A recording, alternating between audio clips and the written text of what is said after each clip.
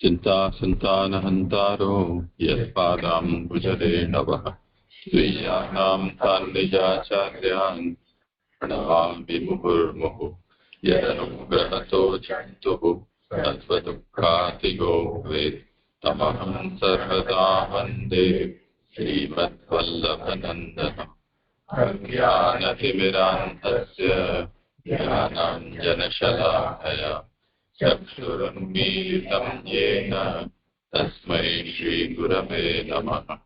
नमामि हृदये शेषे लीला श्रीराब्धिशालिनम् लक्ष्मीसहस्रलीलाभिः दिव्यमानं कलानिधिं चतुर्भिश्च त्रिभिः सदा षड्भिर्विराजते योऽसौ पञ्चदानदेव।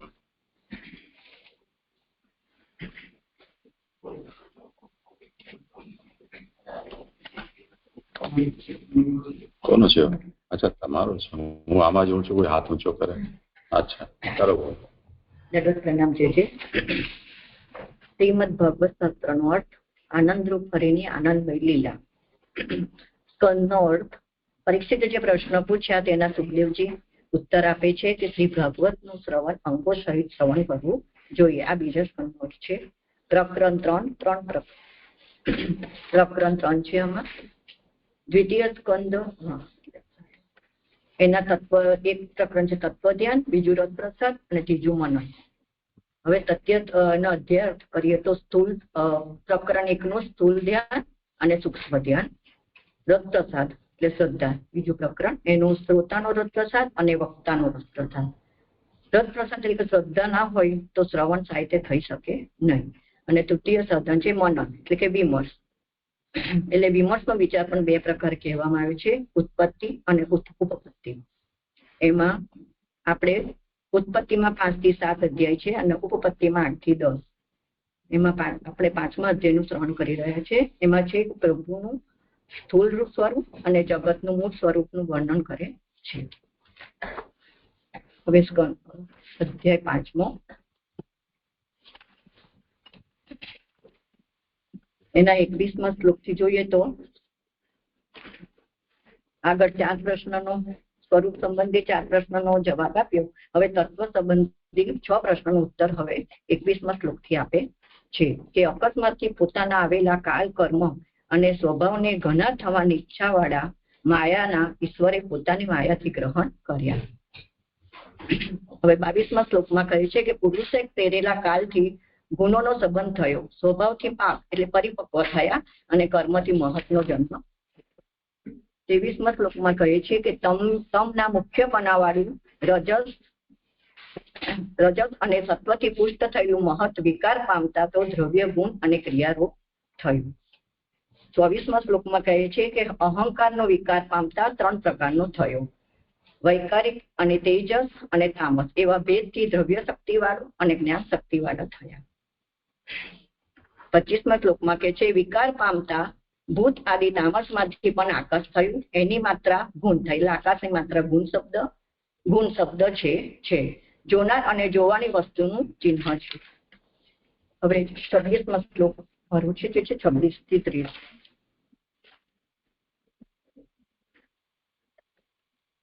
એ પ્રમાણે તામસ અહંકારથી આકાશની ઉત્પત્તિ કહીને આકાશમાંથી વાયુ વગેરેના ઉત્પત્તિ ક્રમથી થઈ એમ નીચેના શ્લોકથી આરંભી કહે છે. એટલે આગળ આકાશની ઉત્પત્તિ થઈ, હવે વાયુની ઉત્પત્તિ જણાવે છે. નભસો અથ વિપૂર્ણાવાદ ભૂસ્પષ્ટ ગુનો અનિલઃ પરાન્વયા શબ્દ વાંશ પ્રહન ઓજઃ સહો બલમ. પછી વિકાર થયેલા આકાશમાંથી સ્પર્શ ગુણ વાળો વાયુ થયો અને ઉપરનાના સહચર્યથી શબ્દ વાળો થયો. પ્રાણ, ઓજ, સ અને બલ એના કાર્યો છે. સ્પર્શ છે ગુણ જેનો તેવો અનિલ એટલે વાયુ થયો એટલે વાયુનો સ્પર્શ માત્રા છે.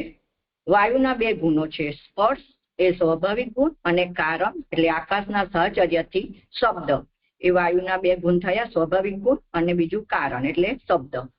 એમ 2 ગુણો થયા વાયુના. એના 2 કાર્યો એ વધારે છે એમ કહે છે. આ બે કાર્યો વધારે છે એ સમજ નથી પડતી છે. 1 10 પ્રકારનો પ્રાણ, 2 ઇન્દ્રિયોની શક્તિ, 3 સહ એટલે મનની શક્તિ, 4 બળની શરીરની શક્તિ એટલે 10 પ્રકારનો પ્રાણ અને એની 3 શક્તિઓ ઇન્દ્રિયો શક્તિ એ જે કીધું ને આગળ પ્રાણ ઓજહ સહુ બલમ એટલે ઇન્દ્રિયોની શક્તિ, સહ એટલે મનની શક્તિ ને બળ એટલે શરીરની શક્તિ. જો કે પ્રાણ રાજસ અહંકારનું કાર્ય છે એમ કહેશે, છતાં પણ નાગ ઇન્દ્રિયના સહકારી ગંધ ગ્રહણ કરનાર પ્રાણ અહીં કહેલો છે. એટલે અહીં ગંધને પ્રાણ તરીકે કહેલો છે અને અહીં પ્રાણ જ વાયુ તરીકે કહેલો છે. એટલે 1 નંબરની ફૂટ છે કે વાયુ તરીકે કહેલો છે. અથવા બુદ્ધિ અને પ્રાણ તૈજસ અહંકારના ગુણો છે. તૈજસ એટલે કે રાજસ એટલે બુદ્ધિ અને પ્રાણ એ રાજસના અહંકારના ગુણો છે એમ મતાંતર છે. પ્રાણ વગેરે પ્રકારનો વાયુ એવો અર્થ છે. પ્રાણ એટલે અહીંયા પ્રાણ જે છે તે 10 પ્રાણ નહીં પણ જે વાયુ છે ને વાયુ તરીકે અહીંયા પ્રાણને કહેલા છે. જે કોઈ સ્થળે કાલ કર્મ અને સ્વભાવથી થયા એમ કહેલ ન હોય ત્યાં પણ એવોનો સંબંધ લેવો. અથવા અહંકાર અને આકાશ કાલ અને કર્મના કાર્ય ન જ હોવાથી લોકની માન્યતા પ્રમાણે એવોનો સંબંધ કહેલો છે. એટલે જે કોઈ સ્થળે પણ કાલ અને કર્મ સ્વભાવથી જો જણાવ્યું ના હોય તો પણ તે કાલ અને કર્મના સંબંધિત થયા છે એવું સમજવું. પણ આ જે લોકની માન્યતા પ્રમાણે એવોનો સંબંધ કહેલ નથી એ રીતે આ શ્લોક 26મો શ્લોક પૂરો થયો. આ એનો નીચે ફૂટનોટ રહી ગઈ કે જગત કેવા પ્રકારનું છે એનો અહીં ઉત્તર આપવામાં આવતો હોવાથી એવોનો સંબંધ ન હોય તો આ બે એટલે આકાશ અને વાયુ નો જગતમાં પ્રવેશ ન થાય તેથી સંબંધ લેવો જોઈએ. જગત કેવા પ્રકારનું છે એવું અહીં ઉત્તર આપવામાં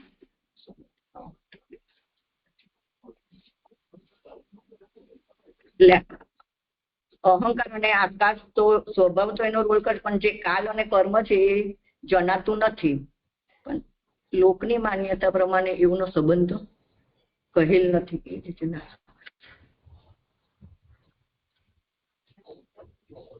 કોઈને વિચાર કરવો હોય આ સંબંધ એટલે આ બધો વિષય ચાલી રહ્યો છે પ્રશ્નના ઉત્તરના સંદર્ભમાં હે ને. એટલે આજે પુરુષોત્તમજી કહી રહ્યા છે કે જગત કેવા પ્રકારનું છે એ પ્રશ્નનો ઉત્તર અહીંયા આપવામાં આવી રહ્યો છે. તો એમાં જો જગત ઉત્પન્ન થયું છે તો એઓનો સંબંધ ન હોય તો આ બે એટલે આકાશ અને વાયુનો જગતમાં પ્રવેશ ન થાય. એટલે જગતની સાથે કંઈક તો સંબંધ બતાવવો પડે ને. જગત ઉત્પન્ન કેવી રીતે થયું એનો ઉત્તર આપો છો. એમાં જગતની જગ્યાએ તમે અહીંયા આકાશ થયું ને અહંકાર થયો ને મહત થયું ને પ્રાણ થયું વાયુ થયું આ બધું તમે કહી રહ્યા છો. તો એનો જગતની સાથે કંઈક સંબંધ હોય તો જ આ પ્રશ્ન જગત કેવા પ્રકારનું છે એનો ઉત્તર થાય. તો એ સ્પષ્ટતા અહીંયા પુરુષોત્તમજીએ કરી છે. આગળ બીજું કંઈ કઈ હોય વિચાર તો કરી.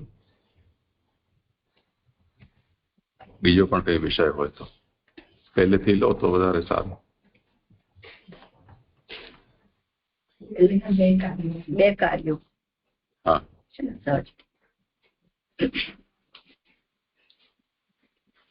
એમાં શું છે વિષય? એટલે આ બે ગુણ કીધા અને આના બે કાર્યો વધારે છે એટલે બે વધારે છે કાર્યો એટલે એના બે કાર્યો વધારે છે એમ કહે છે. એટલે 10 પ્રકારનો એક પ્રાણ થયો અને આ 3 શક્તિ થઈ એમ. એટલે 3 શક્તિ ભેગી લેવાની કે અલગથી લેવાની? કોઈને કરવું હોય સમાધાન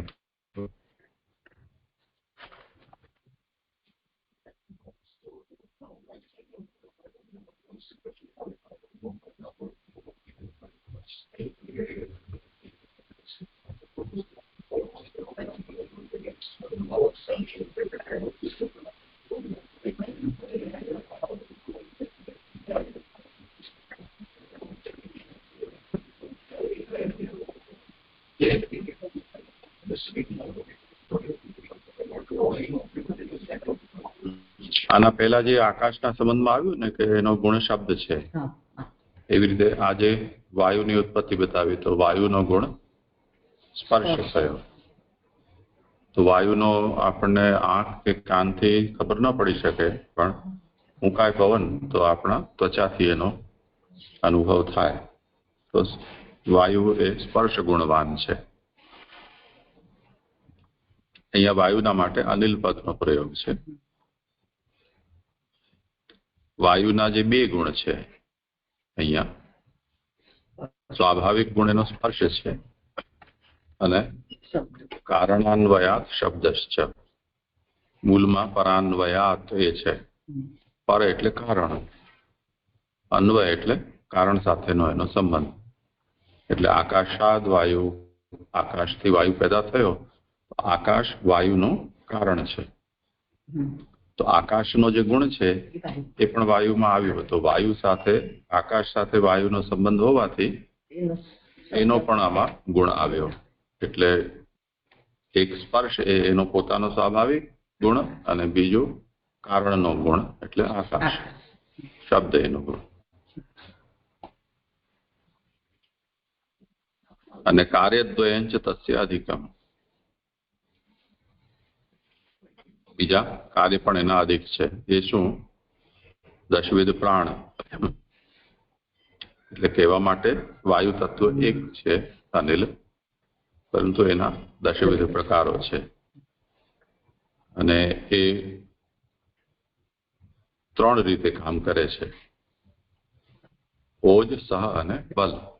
ઓજ એ ઇન્દ્રિયોને શક્તિ પ્રદાન કરે છે, સહ મનને શક્તિ પ્રદાન કરે છે, અને બલ એ શરીરની શક્તિ છે. તો આ એની ત્રિવિધ કાર્ય શક્તિ થઈ. આની જે ક્રમ સંખ્યા છે એ મને એમ લાગે છે કે ઇન્દ્રિયોની શક્તિ એક, પછી સહ બીજી અને ત્રીજી બલ, ત્યાં જ લેવું જોઈએ. 10 પ્રકારનું પ્રાણ એને સંખ્યા કદાચ ના આપીએ તો ચાલે એવું છે.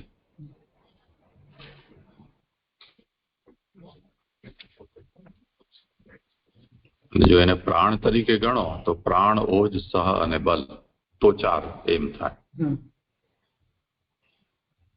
તો મને લાગે છે નાનુભાઈ એને એ રીતે ગણ્યું લાગે છે.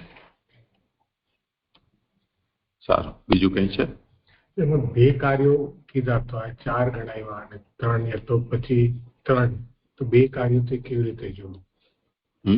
બે કાર્યો એમ કીધું ને કે એના બે કાર્યો વધારે છે એમ કહે છે, અને આ 4 યા તો 3. બે કાર્યો તો અહીંયા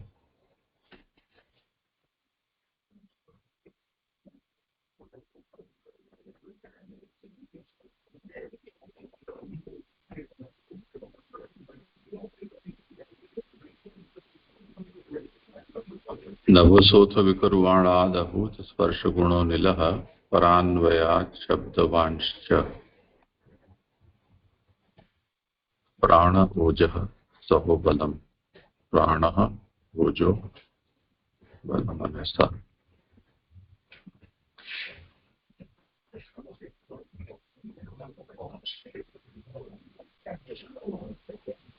આમાં પાઠભેદ છે. કાર્યદ્વયમ અને કાર્યત્રયમિતિ. કાર્યદ્વયંચ તસ્ય અધિકમ, કાર્યત્રયંચ અસ્ય અધિકમ.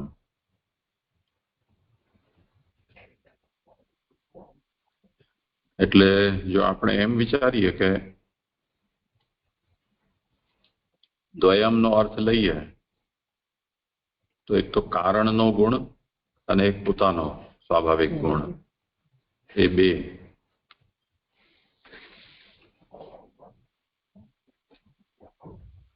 અને બીજા બે ઓર, એ તો ગુણ થયા, એ કાર્ય નહીં થાય. એટલે યા તો પછી એમ કરવું પડે કે દશવિધ જે પ્રાણ છે એને એક કાર્ય અને સહઓજ બલને 3ને એક સાથે કરીએ શક્તિરૂપ.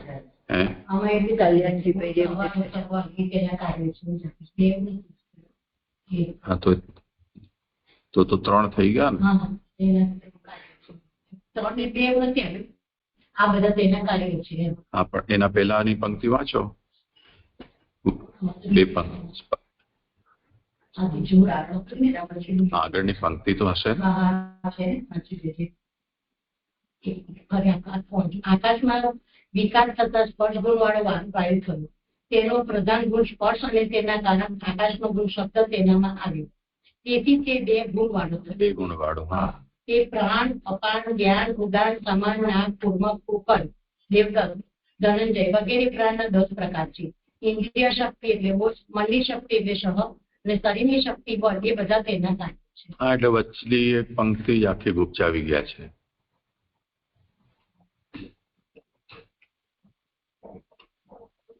જેમાં આ વાત આવી છે ને, એના બે ગુણ છે એ કહી દીધું. પછી સ્વાભાવિક ગુણ સ્પર્શ અને કારણના અન્વયથી શબ્દ અને કાર્ય બે એના અધિક છે એ હવે કહી રહ્યા છે કે પ્રાણ અને ઓજ સહબલ. એટલે એ તાત્પર્ય એવું જ લાગે છે કે પ્રાણને એક કાર્ય તરીકે અને સહ ઓજ અને બલ શક્તિ તરીકે બીજું કાર્ય. ઠીક છે. જી છે બીજું કઈ? કરો. 27મો શ્લોક ઉત્થાનિકા. વાયુમાંથી તો સાધનથી જુદી જાતનું કાર્ય ઉત્પન્ન થતું હોવાથી કાલ અને કર્મથી થતી ઉત્પત્તિમાં નિમિત્ત થવાનું ઘટે નહીં એવી શંકા થાય. તેથી એ વિશેષ પ્રકારે નીચેના શ્લોકમાં જણાવે છે. અથવા અહંકાર અને આકાશ કાલ અને કર્મના કાર્ય ન હોવાથી લોકની માન્યતા પ્રમાણે એઓનો સંબંધ કહેલ નથી. તો આ કેવી રીતે અથવા કરીને આરોપ કર્યો છે? પુરુષોત્તમજી આના ઉપર થોડું લાંબુ લચક લખ્યું છે. અહીંયા તો આ ટૂંકમાં જ આપેલું છે, એ જોઈ લઈએ જરા.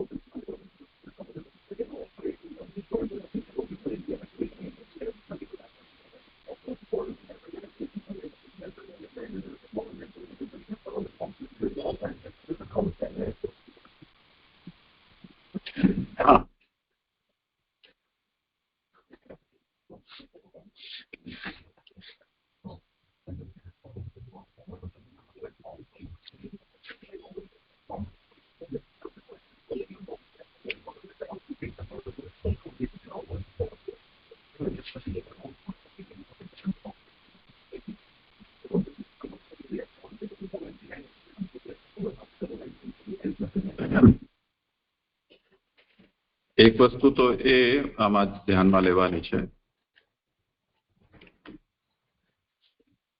કાલે જેમ કોઈકે આ પ્રશ્ન કર્યો હતો કે તો આપણા બેલાબેને કર્યો હતો કાલ કર્મ સ્વભાવનો. એમાં એમણે કંઈક પોતાની સમજથી એકની સાથે કાલને અને કર્મને સ્વભાવને એને જોડ્યા હતા. ત્યારે આપણે એ વાતનો વિચાર કર્યો હતો કે કાલ કર્મ સ્વભાવ છે એ બધા સાથે અનુસ્યુત છે, એટલે જે કંઈ પણ છે એ બધું કાલમાં જ છે, કર્મથી જ છે અને દરેકનો પોતાનો સ્વભાવ છે જ. એટલે આ ત્રણે ત્રણ સર્વત્ર અનુસ્યુત છે. તો હવે એ વિષયમાં અહીંયા શ્રી મહાપ્રભુજીએ એ સ્પષ્ટતા કરી 26મા શ્લોકના અહીંયા સુબોધનીજીમાં કે યત્રાપી કાલ કર્મ સ્વભાવતઃ ઇતિ ન ઉચ્યતે તત્રાપી અનુષંગઃ કર્તવ્યઃ. જેમાં આ વિષય આવ્યો 26માનો, તો એમાં કાલકર્મ સ્વભાવનો કોઈ ઉલ્લેખ શ્રી મહાપ્રભુજીએ મૂળ કાર્ય કર્યો નથી. પણ જેમ 27મો શ્લોક આવશે એમાં વાયોરપી વિપુર્માણાત કાલકર્મ સ્વભાવતઃ એવું આવશે. તે પછી કોઈક જગ્યાએ છે, કોઈક જગ્યાએ નથી. તો કાલકર્મ અને સ્વભાવને દરેક જગ્યાએ જોડી લેવાનું છે એમ કહ્યું. તો યત્રાપી કાલકર્મ સ્વભાવતઃ ઇતિ ન ઉચ્યતે તત્રાપી અનુષંગઃ કર્તવ્ય. આ એક વાત પૂરી થઈ. એના પછી કોઈ જગ્યાએ જો આ નથી કહેવામાં આવ્યું કાલકર્મ સ્વભાવનો કોઈ વિષય આ તત્વની ઉત્પત્તિમાં, તો એનો એક બીજો અર્થ પણ આપી રહ્યા છે કે અથવા અહંકારાકાશયો કાલકર્મ કાર્યત્વાભાવાત લોકપ્રતીત્યા તન્નોક્તમ. અહંકાર અને કાલ આ બેના ઉત્પત્તિના સંબંધમાં કાલકર્મ અને કાર્ય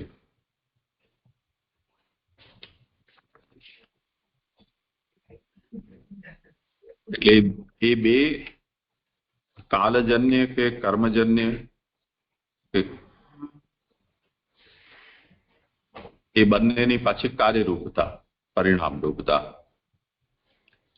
નહીં હોવાથી લોકપ્રતીત્યા તન્ન ઉત્તમ. એટલે આપણને એની કાલજન્યતા કે કર્મજન્યતા સમજમાં આવતી નહીં હોવાથી, લોકની પ્રતીતિ એવી હોવાથી ત્યાં એ વાત કહેવાયેલી નથી. પણ એનો અર્થ એવો નથી કે એમના અંદર કાલજન્ય નથી કે કર્મજન્ય નથી. કેમ કે જે તત્વની આપણને પ્રતીતિ જ ન થતી હોય, તો જેની પ્રતીતિ ન થતી હોય એની કાલજન્યતાનો પણ કેવી રીતે સંદર્ભ સામાન્ય લોક સમજી શકે. તો એ અભિપ્રાયથી આ વાત કહી છે. એટલે પુરુષોત્તમજીએ અહીંયા જે એનું ટૂંકમાં આપ્યું છે ને કે જગત કેવા પ્રકારનું છે એનો અહીં ઉત્તર આપવામાં આવતો હોવાથી એઓનો સંબંધ ન હોય તો આ બે એટલે આકાશ અને વાયુનો સંબંધ ન હોય તો આકાશ અને વાયુનો જગતમાં પ્રવેશ ન થાય. તેથી એનો સંબંધ લેવો જોઈએ. આ તો કાલકર્મનો તો સંબંધ લેવો જોઈએ, એના માટે આ વાત કહી. અને જ્યાં નથી કહેવાયું એનું કારણ આ છે કે લોક માન્યતા કે લોકની સમજ પ્રમાણે એનો સંબંધ એની સાથે દેખાતો નથી. તે એ જોઈ લઈએ. આમાં પણ હજી ઓર પણ છે કે નનુ એવમ સતી અગ્રિમ શ્લોકે તદુક્ત વૈયર્થ્યમ સ્યાત. આગળના શ્લોકમાં વાયોરપી વિકુર્વાણાત કાલકર્મ સ્વભાવત, એટલે કાલકર્મ અને સ્વભાવથી વિકારવાળા થતા વાયુમાંથી પણ સ્પર્શવાળું, શબ્દવાળું, રૂપવાળું તેજ ઉત્પન્ન થયું એવું આગળ કહેવામાં આવશે. તો કાલકર્મ અને સ્વભાવથી વિકારવાળા થતા અહીંયા નભમાંથી વાયુ નીકળ્યો એવું કેમ ન કહેવામાં આવ્યું? એવી જ રીતે કાલકર્મ અને સ્વભાવથી વિકારવાળા થતા આકાશમાંથી વાયુ ઉત્પન્ન થયું એમ કેમ ન કહેવામાં આવ્યું? તો એ પ્રશ્ન ઉપસ્થિત થઈ શકે છે. તો એથી પક્ષાંતરમાં આપવું એટલે બીજો પક્ષ બતાવી રહ્યા છે કે અહંકારોત્પત્ત કાલ કાર્યે ગુણ વ્યતિકરે સતી અહંકારસ્ય ત્રિવ્યુહત્વમ ન સ્યાદ અતઃ તત્ર કાલસ્ય ન કારણતા. એટલે અહંકારની જયારે ઉત્પત્તિ થઈ, અહંકાર થયો શેમાંથી? મહતમાંથી અહંકાર ઉત્પન્ન થયો. એમાં કાલ દ્વારા જે ગુણ વ્યતિકર થાય તો તે સ્થિતિમાં અહંકારમાં જે ત્રિવ્યુહતા આવી રહી છે, તામસ અહંકાર, સાત્વિક અહંકાર, રાજસ અહંકાર, તે પ્રકારની, તો એ પ્રકારની એની ત્રણ વ્યુહરૂપતા ન થાય. અતઃ ન તત્ર કાલસ્ય ન કારણતા. એટલે અહંકારની અંદર કાલની કારણતા ત્યાં બતાવવામાં નથી આવી એમ સમજવું. તે જ રીતે નભસોપી અપ્રકાશમાનતયા તામસત્વેન વ્યતિકરસ્ય અનુપલંભાત તત્રાપી તથા.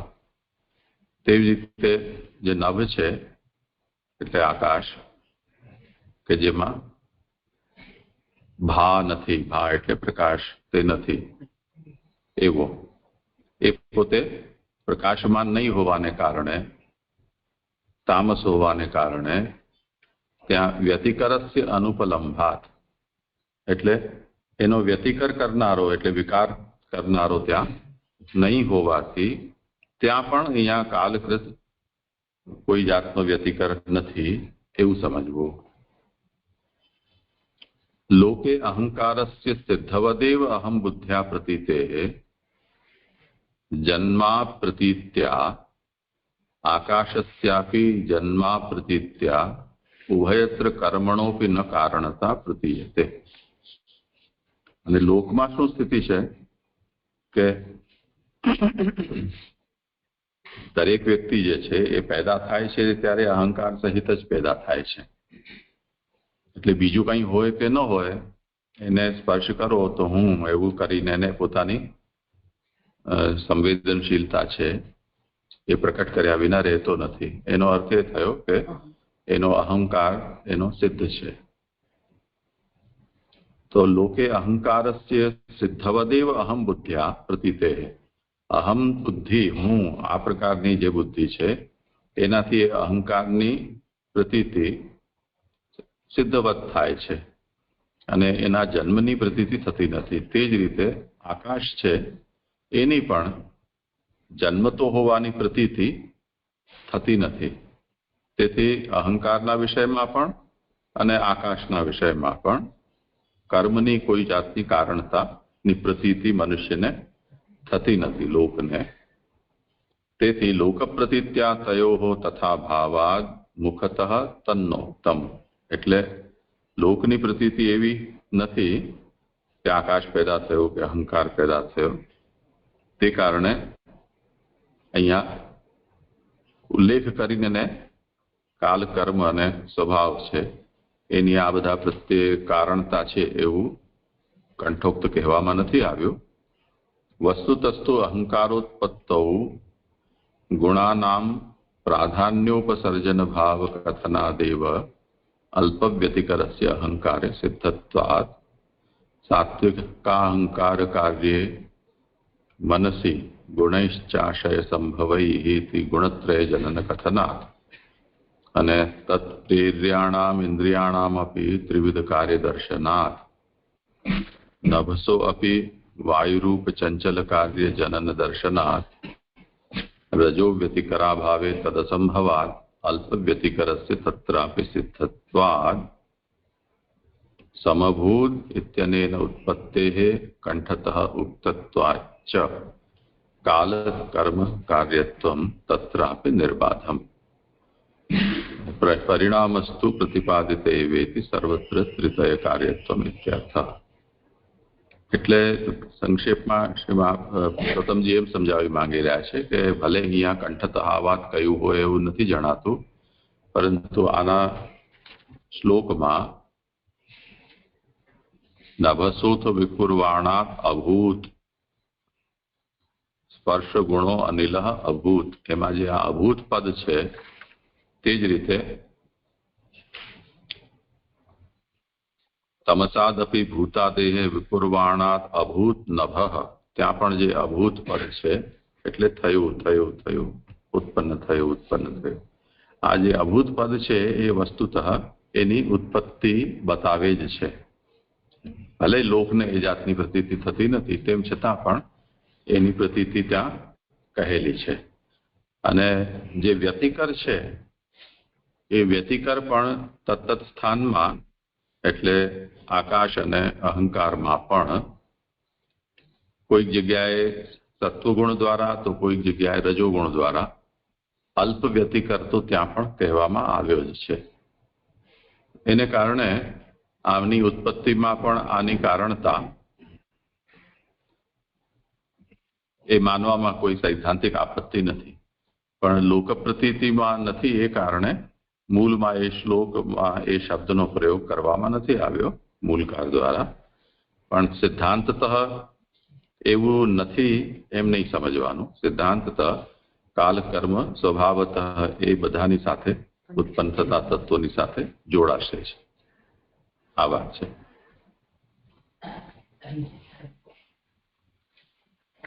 લોકમાં એની પ્રસિદ્ધિ નથી એટલે આપણને નથી જણાવ્યું. હા, પ્રતીતિ એવી રીતે થતી નથી. હા જી, દંડવત પ્રણામ. આ જે 26મો શ્લોક છે ને એમાં અહીંયા આગળ એવું કહ્યું કે એના બે કાર્યો એટલે કે વાયુના બે કાર્યો વધારે છે એમ કહે છે. એમાં 4 નંબર સુધી જે બતાવ્યું એમાં આપણે બે કાર્ય એ જોયા કે એક પ્રાણ અને એક શક્તિ. તો મને એમ વિચાર આવે છે કે જે 10 પ્રકારના પ્રાણ છે એ પ્રાણ જ તો આ શરીરને શક્તિ આપી રહ્યા છે ને. જે તો પછી પ્રાણ જુદા અને શક્તિ જુદી એવું એમ કેમ કહ્યું? કેમ કે પ્રાણથી શરીરને શક્તિ મળે એટલે એ કરે. તો અહીંયા આગળ એવું કેમ કહ્યું કે ઇન્દ્રિયોની શક્તિ, મનની શક્તિ, બળની શક્તિ? એટલે મારો ક્વેશ્ચન એમ છે કે 10 પ્રકારના પ્રાણ આ પ્રકારે કાર્ય કરે છે સહ ઓજ અને બળની રીતે. એમ કહેવું જોઈએ, એની જગ્યાએ બે પ્રકાર એના કેમ બતાવ્યા? મને એ પ્રશ્ન છે. એ તો આપણે વિચાર કરી લીધો ને એ વિષયમાં કે અહીંયા પાઠભેદ છે. એક પુસ્તકમાં કાર્યત્રયમ એવું છે, એકમાં કાર્યદ્વયમ એમ છે. એટલે મૂળ પાઠમાં એ વાતની સંખ્યાની સ્પષ્ટતા નથી. હવે જો 2 તરીકે લો તો 4 ને 2 માં કેવી રીતે ગણાવવા? તો એનો આ પ્રકાર છે કે ભાઈ આ 3 શક્તિઓ ઇન્દ્રિય, મન અને શરીરની એને એક યુનિટ ગણો અને 10 પ્રાણ છે એને ગણો તો એ એના 2 કાર્ય થયા. અને જો 3 ગણવા હોય તો વાયુનો અર્થ 10 પ્રકારનો પ્રાણ અને ઇન્દ્રિય શક્તિ, મનની શક્તિ અને બલની શક્તિ એ પ્રમાણે કાર્યત્રયમ. એ તો આપણે કરી લીધો ને વિચાર. હા. અને એક મને એ પ્રશ્ન હતો જે કે હવે જે આ કાળ, કર્મ, સ્વભાવ, પ્રકૃતિ અને પુરુષ, એમાં પ્રકૃતિની એક શાંત અવસ્થા અને એક એની વિકૃત મતલબ એની ક્ષોભ વાળી અવસ્થા. તો પ્રકૃતિમાં ક્ષોભ પુરુષને કારણે થાય છે અને ત્યારે એ એની સામ્ય અવસ્થાને ગુમાવે છે અને પછી એક ક્ષોભ વાળી એટલે વિકાર વાળી થાય છે. એટલે ગુણો એના બધા વિકાર વાળા થાય છે. હવે ત્યાં આગળ કાલ, કર્મ અને સ્વભાવનું શું કાર્ય? કેમ કે અહીંયા આગળ હમણાં જે આ વાત આવી ને કે આકાશ અને વાયુ જે છે એની સાથે જે કાળ, કર્મ અને સ્વભાવનું જે રિલેશન બતાવ્યું, તો આ બધું તો છેક પછીના સ્ટેપ પર પ્રગટ થયું. આકાશ, વાયુ એ બધું તો છેક નીચે પ્રગટ થયું. તો આ પ્રકૃતિના લેવલ પર જયારે આ કાળ, કર્મ અને સ્વભાવનું કોઈ રિલેશન ખરું છે કે એ પછી પાછળથી જ બધા કાર્ય થાય છે એમનાથી? આવું કશું વિચારી શકાય કે ના વિચારી શકાય છે?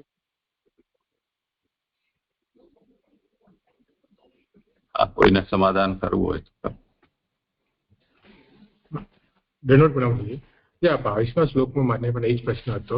ત્યારે એવું સમાધાન થયું હતું કે કારણ કે આપણે એ જ હતી સંગતિ લઈને ચાલ્યા કે કાલ, કર્મ, સ્વભાવ, પ્રકૃતિ, પુરુષ. પ્રકૃતિ પુરુષના એટલે મિલનને હલચલ થવાથી પછી આગળ એટલી સૃષ્ટિ થાય છે. જ્યારે ત્યાં એવું સમજાયું હતું કે જે પુરુષે પ્રેરેલા કાલથી આનો સંબંધ થવાથી અને પછી મહતનો જન્મ થયો છે. તો તે કાલ તો આવી જ ગયું છે ત્યાં 22મા શ્લોકમાં. સાથે એવું પણ કહ્યું હતું કે કાલ, કર્મ અને સ્વભાવ સહજ બધામાં જ સમજી લેવા જોઈએ. ઉત્પત્તિમાં કારણ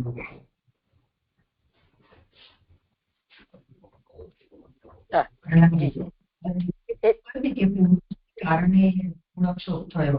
પણ એવું અહીંયા નથી સમજવાનું પુરુષે પ્રેરેલા જે કાલ, કર્મ અને સ્વભાવ છે ને એના સંબંધને કારણે આ ઉત્પત્તિ બધી બતાવી રહ્યા છે. એટલે પુરુષનું અંદર સહચર્ય છે એનાથી પ્રેરિત પણ કરી રહ્યા છે કાલ, કર્મ, સ્વભાવથી એના ભેદ પડી રહ્યા છે એવું જે છે સમજાય છે. હું એ જ પૂછવા માંગુ છું કે આ જે કારણ લેવલ પર જે થયું એમાં પ્રકૃતિ અને પુરુષની ના સંયોગથી પ્રકૃતિમાં ક્ષોભ થયો. એટલે પુરુષના સંયોગથી પ્રકૃતિમાં ક્ષોભ થયો અને ગુણોએ વિષમ અવસ્થાને ધારણ કરી. તો ત્યાં કાલ, કર્મ અને સ્વભાવનો શું રોલ? તો જે પ્રમાણે કલ્પેશભાઈએ કહ્યું એ પ્રમાણે કે પુરુષ નો સંયોગ મતલબ કે પુરુષે કાલને પ્રેરણા કરી, આ અંદર ઉમેરવું જોઈએ. જે આ બરાબર છે? જે એ કારણ ખોટી છે ને, આ બધી કાર્ય ખોટી છે. જી, તો કારણ ખોટીમાં પણ આવી રીતે હા ત્યારે આપણે એ પણ સમજાવ્યું હતું કે કાલરૂપ પુરુષ, કાલરૂપ ભગવાન, એમને કે આપણે કાલ પ્રકૃતિ અને પુરુષનું થાય જ છે, પણ આયા જે પુરુષે પ્રેરેલા કાલથી, એટલે કાલરૂપ ભગવાન એ આ કાલરૂપ પુરુષથી એવી રીતે લેવાનું સમજાય. એક બીજો પ્રશ્ન હતો પૃથ્વીબેન નો થઈ ગયો હોય તો પૂછો. હા જી, અને એટલે અધૂરું એ કે અહીંયા આગળ કાલ કર્મ અને સ્વભાવથી થયા એમ કહેલ ના હોય ત્યાં પણ એવોનો સંબંધ રહેવો.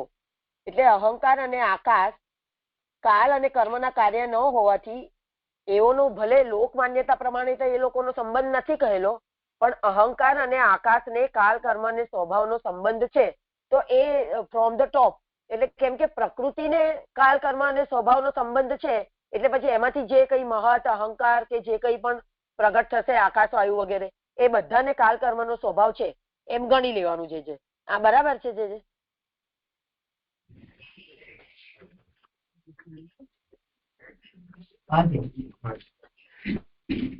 તો થઈ ગયું ને વિષય.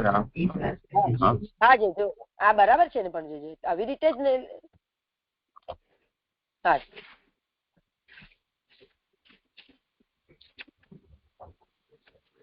સારું સારું.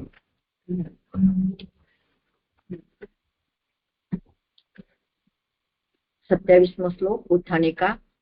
વાયુમાંથી તો સાધનથી જુદી જાતનું કાર્ય ઉત્પન્ન થતું હોવાથી કાલ અને કર્મથી થતી ઉત્પત્તિમાં નિમિત્ત થવાનું ઘટે નહીં એવી શંકા થાય. તેથી એ વિશેષ પ્રકારે નીચેના શ્લોકથી જણાવે છે. એની 1 નંબરની ફૂટનોટ છે કે કાલ અને કર્મ કહેવામાં બાકી છે. વિકાર થવામાં સ્વભાવ ઉપાદાન કારણ હોય એમાં પ્રવેશે, પણ કાલ અને કર્મનો પ્રવેશ થાય નહીં એવી શંકા થાય તે દૂર કરવા શ્લોકમાં વિકાર કરાવનાર ત્રણે કહેલા છે. એટલે અહીંયા ઉત્થાનિકા કે વાયુમાંથી તો સાધનથી જુદી જાતનું કાર્ય ઉત્પન્ન થતું, એટલે વાયુમાંથી આગળ કે છે કે અગ્નિ એટલે જુદી જાતનું કાર્ય ઉત્પન્ન થતું હોવાથી કાલ અને કર્મમાં થતી ઉત્પત્તિમાં નિમિત્ત થવાનું ઘટે નહીં. આ નથી અંદર કે કાલ અને કર્મથી થતી ઉત્પત્તિમાં નિમિત્ત થવાનું ઘટે નહીં એવી શંકા છે. આ એવી શંકા થાય તેથી એ વિશેષ પ્રકારે નીચેના શ્લોકમાં જણાવે છે. એટલે વાયુ અલગ કહેવાય અને અગ્નિ એ અલગ અલગ કાર્ય કહેવાય. એમ વાયુમાંથી અગ્નિ જુદી જાતનું કાર્ય ઉત્પન્ન થતું હોવાથી કાલ અને કર્મથી થતી ઉત્પત્તિમાં નિમિત્ત થવાનું ઘટે નહીં એવી શંકા થાય તેથી એ વિશેષ પ્રકારે નીચેના શ્લોકથી જણાવે છે. જો એની ફૂટનોટ છે કે કાલ અને કર્મ કહેવામાં બાકી છે. વિકાર થવામાં સ્વભાવ એટલે વાયુમાંથી અગ્નિ પ્રગટ થાય છે, ઉત્પાદન કારણ તો હોય એમાં પ્રવેશે, પણ કાલ અને કર્મમાં પ્રવેશ થાય ને એવી શંકા થાય તે દૂર કરવા શ્લોકમાં વિકાર કરાવનાર ત્રણે કહેલા છે. એટલે કાલ કર્મ પ્રવેશ થાય નહીં એ શંકા થશે છે. શંકા છે. શંકા શું છે એ જરા સમજી લેવું.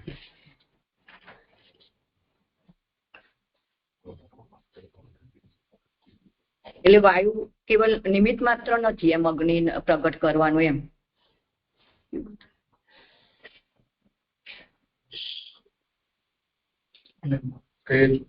ઉત્પત્તિ બતાવે છે ને અહીંયા આગળ એટલે વાયુ નો તો થઈ ગયો ને, જેમ પેલા મહત્વ કયું હતું, પછી ત્યાંથી વિકાર થઈને પછી આકાશ ને પછી વાયુ, એવી રીતે હવે ક્રમથી તેજ નો વારો આવ્યો ને.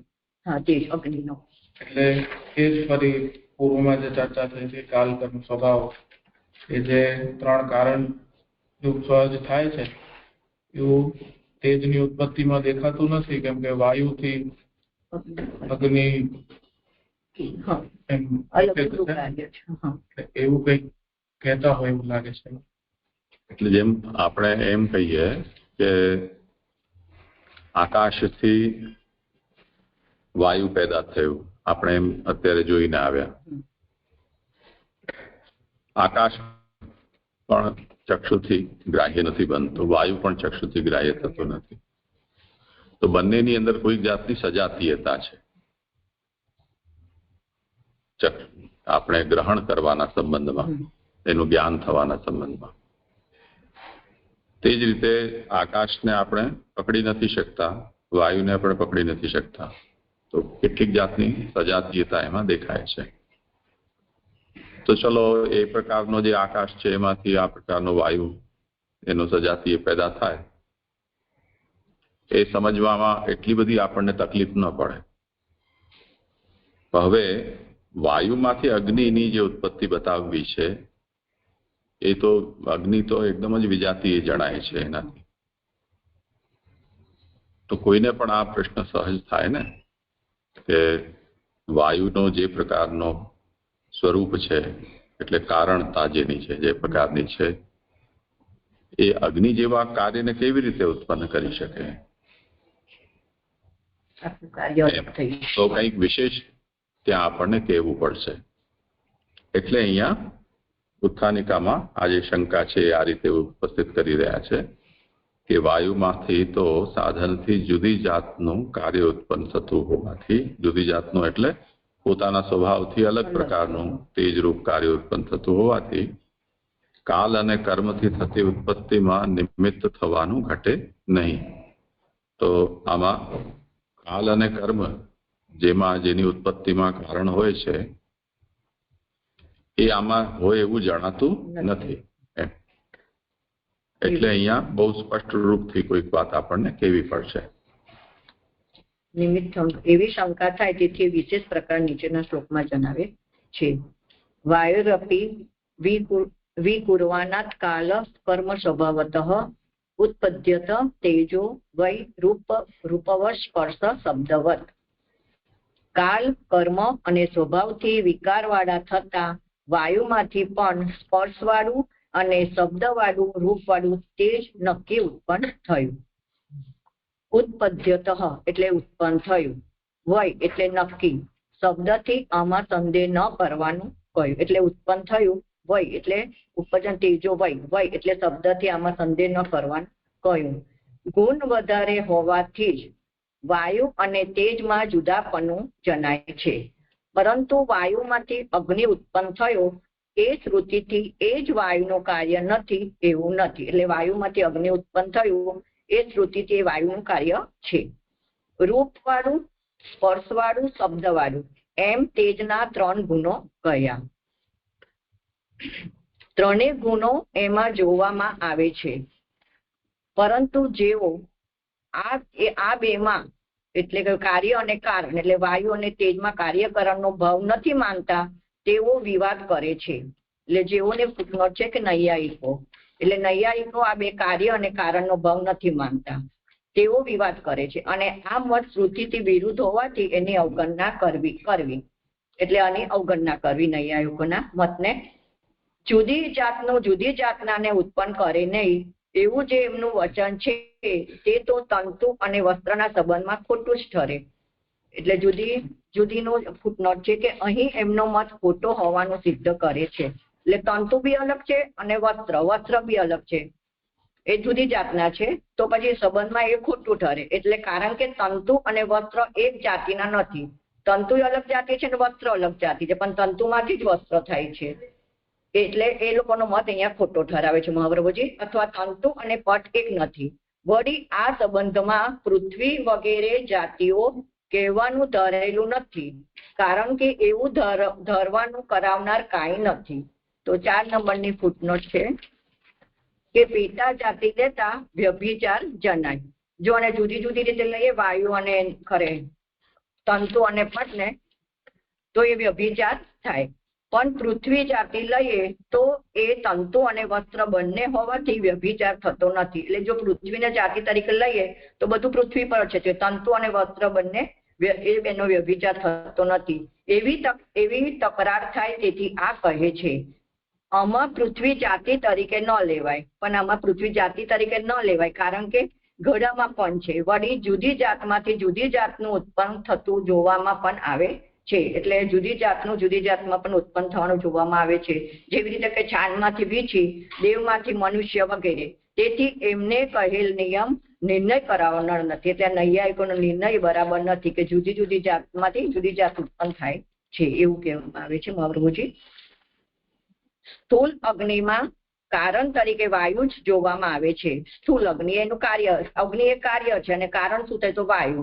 અને વસ્ત્રોમાં તંતુઓ જોવામાં આવે છે. એટલે વસ્ત્ર શું થયું? કાર્ય, અને તંતુઓ કારણ. તેમ એ વાયુના અવયવો એ અગ્નિમાં દેખાતા નથી. તેથી શ્રુતિ અને પ્રત્યક્ષથી ખોટું ઠરેલ શાસ્ત્રની અવગણના કરવી. એટલે શ્રુતિમાં એમ કહે છે કે વાયુમાંથી અગ્નિ ઉત્પન્ન થાય છે, એટલે તેજ ઉત્પન્ન થાય છે એવું જણાય છે. તેથી આ જે વાક્ય છે કે જુદી જાતને ઉત્પન્ન નથી કરતું, એ ખોટું ઠરેલ શાસ્ત્રની એવી અવગણના કરવી. 27મો શ્લોક જે પૂરો થયો. ધન્યવાદ. પ્રણામ જીજે. આ વાયુના કાર્ય આપણે આ 3 ગુણ કીધા ને, તેમના 3 ગુણ વાયુના, એમાં રૂપવાળું સમજાયું, સ્પર્શવાળું સમજાયું, શબ્દવાળું એટલે કેવી રીતે સમજવું? આકાશ અને વાયુમાં તો સમજાય છે, તેજમાં શબ્દવાળું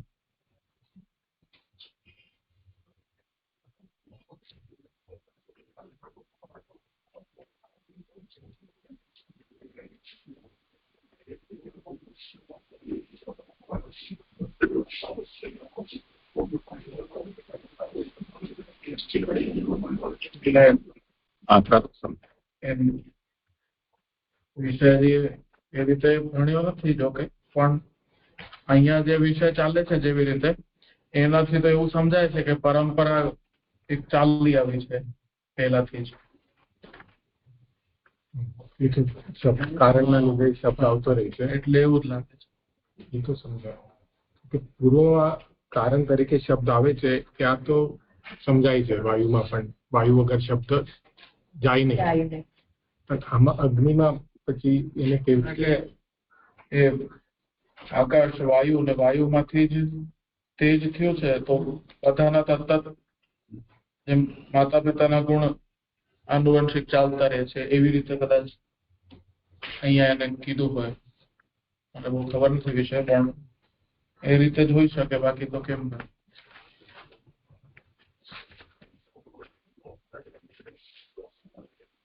તો પ્રત્યક્ષનો વિષય છે ને, આમાં શાસ્ત્ર પ્રમાણેની તો કઈ આવશ્યકતા છે નહીં.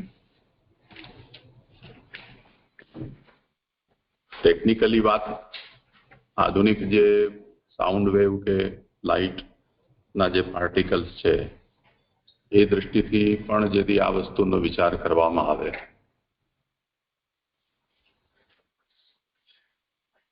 તો જે શબ્દ છે, શબ્દનો મતલબ ધ્વનિ. આપણે જોઈ લીધું, વર્ણાત્મક શબ્દની અહીંયા ચર્ચા નથી.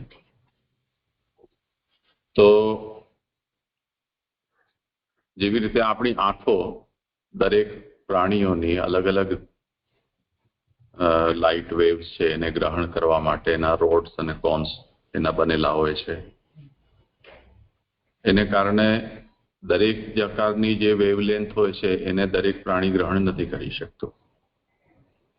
તો આપણી આંખો જેટલા પ્રકારના રૂપને ગ્રહણ કરવા માટે બનેલી છે એને જ ગ્રહણ કરી શકે છે, એનાથી વધારે ગ્રહણ નથી કરી શકતી.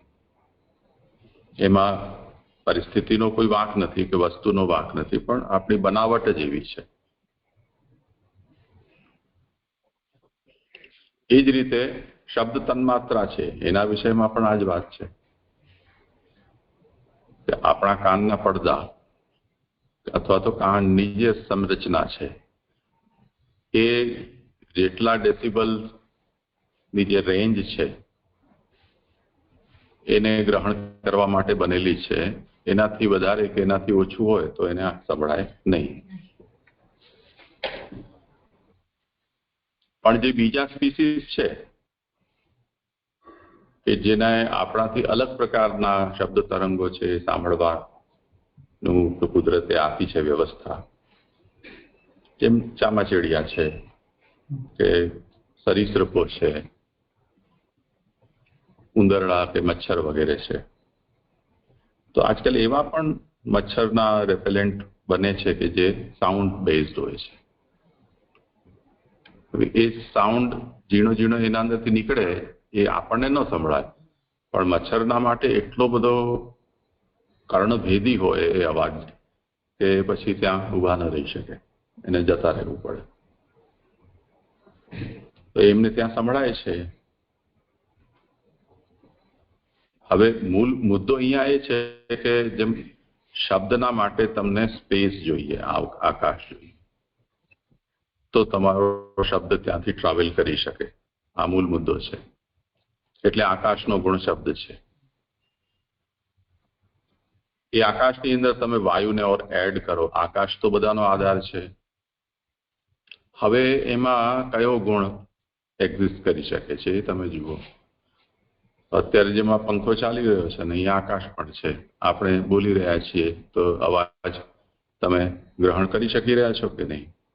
તો એનો મતલબ આકાશ અને વાયુ એ બંનેનો ગુણ શબ્દ છે. તમને એક પ્રયોગ કરવો હોય તો દીવા સ્વિચ આપી દો અને પછી હલ્લા મચાવો, બચાવો બચાવો બચાવો. સંભળાય છે અવાજ બીજાને. તો જે લોકો પહેલે સતી થતા, ભલે મનથી સત એમનું થઈ ગયું હોય, પણ જયારે ચામડીની અંદર આગ લાગતી હશે ત્યારે તો આ તોબા થતી જશે ને. તો એ પણ રાડું પાડતા જ હોય, બચવા નીકળવા બહાર પ્રયાસ કરતા હોય છે.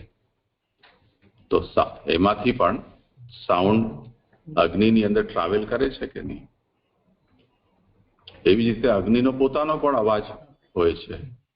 જેમ સોલર વિન્ડ્સ હોય છે, એનો અવાજ રેકોર્ડ કરે છે સ્પેસમાં જતા હોય લોકો, લેબ વાળા. તો એ તો આપણાથી કેટલા કરોડો મીલ દૂર છે. તો અગ્નિનો પોતાનો પણ અવાજ છે. એ અર્થમાં અહીંયા એને કહી રહ્યા છે કે આકાશનો ગુણ શબ્દ, વાયુનો ગુણ સ્પર્શ અને પ્લસ અહીંયા અગ્નિ રૂપ. તો આ ત્રણ આની અંદર ગુણ તરીકે સમજવા જોઈએ. એમ એક એક એક એક એડ થતા જશે. છેલ્લે વાક્યમાં બધું આવી જશે. જી સ્પષ્ટ. જે એક પ્રશ્ન છે જે આપણે ઉપર લોક માન્યતાની આપણે વિચાર કર્યો હતો કે કાલ કર્મ એટલે લોકમાં એટલી માન્યતા નથી એટલે ત્યાં નથી કીધું, પણ આ એની એક જ સ્ટેજ નીચે છે તો પણ અહીંયા બધું કહી દીધું. તો પછી એને કેવી રીતે સમજવું? આ કાલ કર્મ સ્વભાવથી તો સ્પષ્ટ રીતે કહી દીધું છે. ઉપર એટલે નતું કીધું કારણ કે લોકની માન્યતા એવી નથી, પણ આમાં પછી એને કેવી રીતે જોડવું અગ્નિમાં? કરો વિચાર.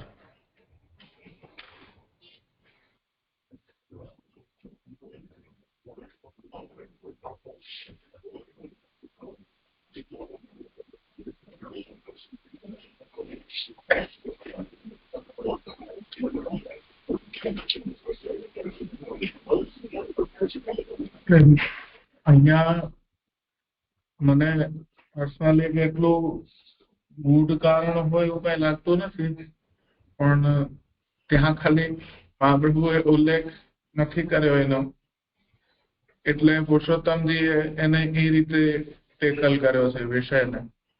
અને વાસ્તવમાં એ વિષય એ રીતે જ છે કે લોકમાં તો એ રીતે પ્રસિદ્ધિ છે જ નહીં કે આ રીતે કોઈ પણ વસ્તુની કઈ ઉત્પત્તિ થતી હોય. મેઇન તો જગતની વાત ચાલે છે, તો અહીંયા એ રીતે તો એટલું મને એવું નથી લાગતું કે કઈ ગંભીર વિષય હોય.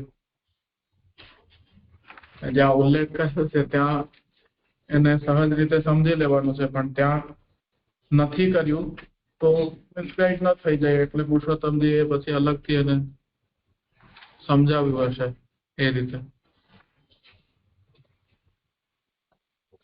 કેમ કે ક્યાંય ઉલ્લેખ નથી વિષયનો બીજી રીતે, તો પણ તો પછી કેવી રીતે સમજવાનું? મેં આ સમાધાન વિચાર્યું હતું, પણ પછી એ પ્રશ્ન આવે છે કે લોકમાં આવી એને ખબર જ નથી આવી પ્રતિતિ છે જ નહીં, તો પછી આ લોકો માટે કેમ રિલેટ કરી શકે? હવે માનીએ કે એમને નથી ખબર કે આ પ્રક્રિયા ચાલે છે. આપણે હવે હર શ્લોકમાં આપણે એક એક પદાર્થનું ઉત્પત્તિ જોતા આવી ગયા છે, તો એ પણ તો એમને તો લાગે વળગીને નથી છે. એટલે આ મને પ્રશ્ન થયો કે આપણે એમ માની લઈએ ચલો લોકને નથી, તો પછી એ સ્પષ્ટતા કરવાની બી જરૂર ન પડે કારણ કે આ તો એમના માટે છે પણ નહીં, લોકો માટે, તો એટલે એ જ વાત અહીંયા કહી રહ્યા છે કે પૂર્વમાં આ વાતની સ્પષ્ટતા એટલા માટે કરવી પડી કે યદ્યપિ મૂળકારે આ વાતનો ઉલ્લેખ નથી કર્યો કે કાલ કર્મ અને સ્વભાવથી વિકારવાળું થવાથી આ વાયુથી આ ઉત્પન્ન થયું તેજ. તો એવી રીતે આના પહેલા આકાશ છે એનાથી વાયુની ઉત્પત્તિ થઈ. તો એ વાત ત્યાં કાલકર્મ સ્વભાવના વિકાર વાળા થવાથી આકાશથી વાયુની ઉત્પત્તિ થઈ એવું એટલા માટે ન કહ્યું કે લોકો આ વાતને સમજી શકે એમ નથી, પરંતુ શ્રી મહાપ્રભુજીને એ વાતની સ્પષ્ટતા કરવી પડી કે ભાઈ કોઈ એવું ન સમજી લે કે આમાં કાલકર્મ સ્વભાવનો કોઈ યોગદાન નથી. હવે અહીંયા ફરીથી તો 27મા શ્લોકમાં પણ એ વાતનો ઉલ્લેખ ન કર્યો હોત તો ચાલી ગયું હોત, પણ ખાસ કરીને ઉલ્લેખ કરવાનું શું કારણ છે એને પુરુષોત્તમજી આ રીતે સમજાવ્યું કે વિજાતીય કાર્યની ઉત્પત્તિ જ્યારે થઈ રહી છે તો પછી કોઈના મનમાં એમ થાય કે નહીં કાલકર્મ છે એ આમાં કેવલ નિમિત્ત માત્ર હશે, એના અંદર સ્વભાવથી એ પોતે કારણ થયા ઉપાદાન થયા અનુસ્યુત ન થયા હોય એવું તો નહીં હોય ને. એટલે અહીંયા ફરીથી ઠોકી પીટીને કહી દીધું કે ભાઈ આ સમજજો એમ. જી જી આ રીતે હાજી પ્રણામ. આ બીજી જ લીટી છે ને કે ગુણો વધારે હોવાથી વાયુ ને તેજમાં જુદાપણું જણાય છે. તે ગુણો વધારે કેમ કયા? આપણે ગઈકાલે સમજાવેલું કે તામસતા એમાં ધીરે ધીરે આકાશ કરતા વાયુ, વાયુ કરતા તેજમાં વધતી જાય છે, એ રીતે સમજવાનું. આ નથી ખ્યાલ આવતું છે. પ્રણામ. ને પછી નીચેનો પણ એક પ્રશ્ન છે. હા હા, એટલે આમાં 3 થાય ને તેજમાં તો શબ્દ, વાયુ અને તેજ પોતાનું ગુણ, એ 3. તો શબ્દ પછી સ્પર્શ હશે અને રૂપ. હા, એવી રીતે એક એક થી એક વધ્યા એમ. આકાશમાં શબ્દ, પછી વાયુમાં સ્પર્શ અને અગ્નિમાં તેજ, રૂપ. કેવી રીતે લાગે છે? આ રીતે જોડવાનું છે. વાયુ ને તેજમાં જુદાપણું જણાય છે. હા, તો થઈ ગયું ને જુદાપણું. એટલે ગુણ એટલે એમની જે તન્માત્રાઓ જે વધતી જાય છે તે જ કહેવા માંગે છે એમ. તેમ કે ગુણ એટલે તામસ ગુણ ને પેલા રાજસ તત્વ એ હતા ને આગળથી આપણે ચાલતા હતા ને તે ગુણોનું પણ એ હોય શકે. ઓકે છે. હા, ને આ નીચે જે છે ને કે તંતુ અને વસ્ત્ર એક જ જાતિના નથી અથવા તંતુ ને પટ એક નથી. એ તંતુ ને વસ્ત્ર એક જ ના ગણાય છે, કારણ કે તંતુ કારણ ને પટ કાર્ય છે. તો એ કેવી રીતે જુદા? ને પછી એની જોડે સંબંધ છે ને, એની જોડે વાક્ય વળી આ સંબંધમાં પૃથ્વી વગેરે જાતિઓ કહેવાનું ધારેલું નથી, કારણ કે એવું ધારવાનું કરાવનાર કાંઈ નથી. એને પાછળ એની જોડે જોડેલી ફૂટનોટ નથી સમજાતી છે. પ્રણામ.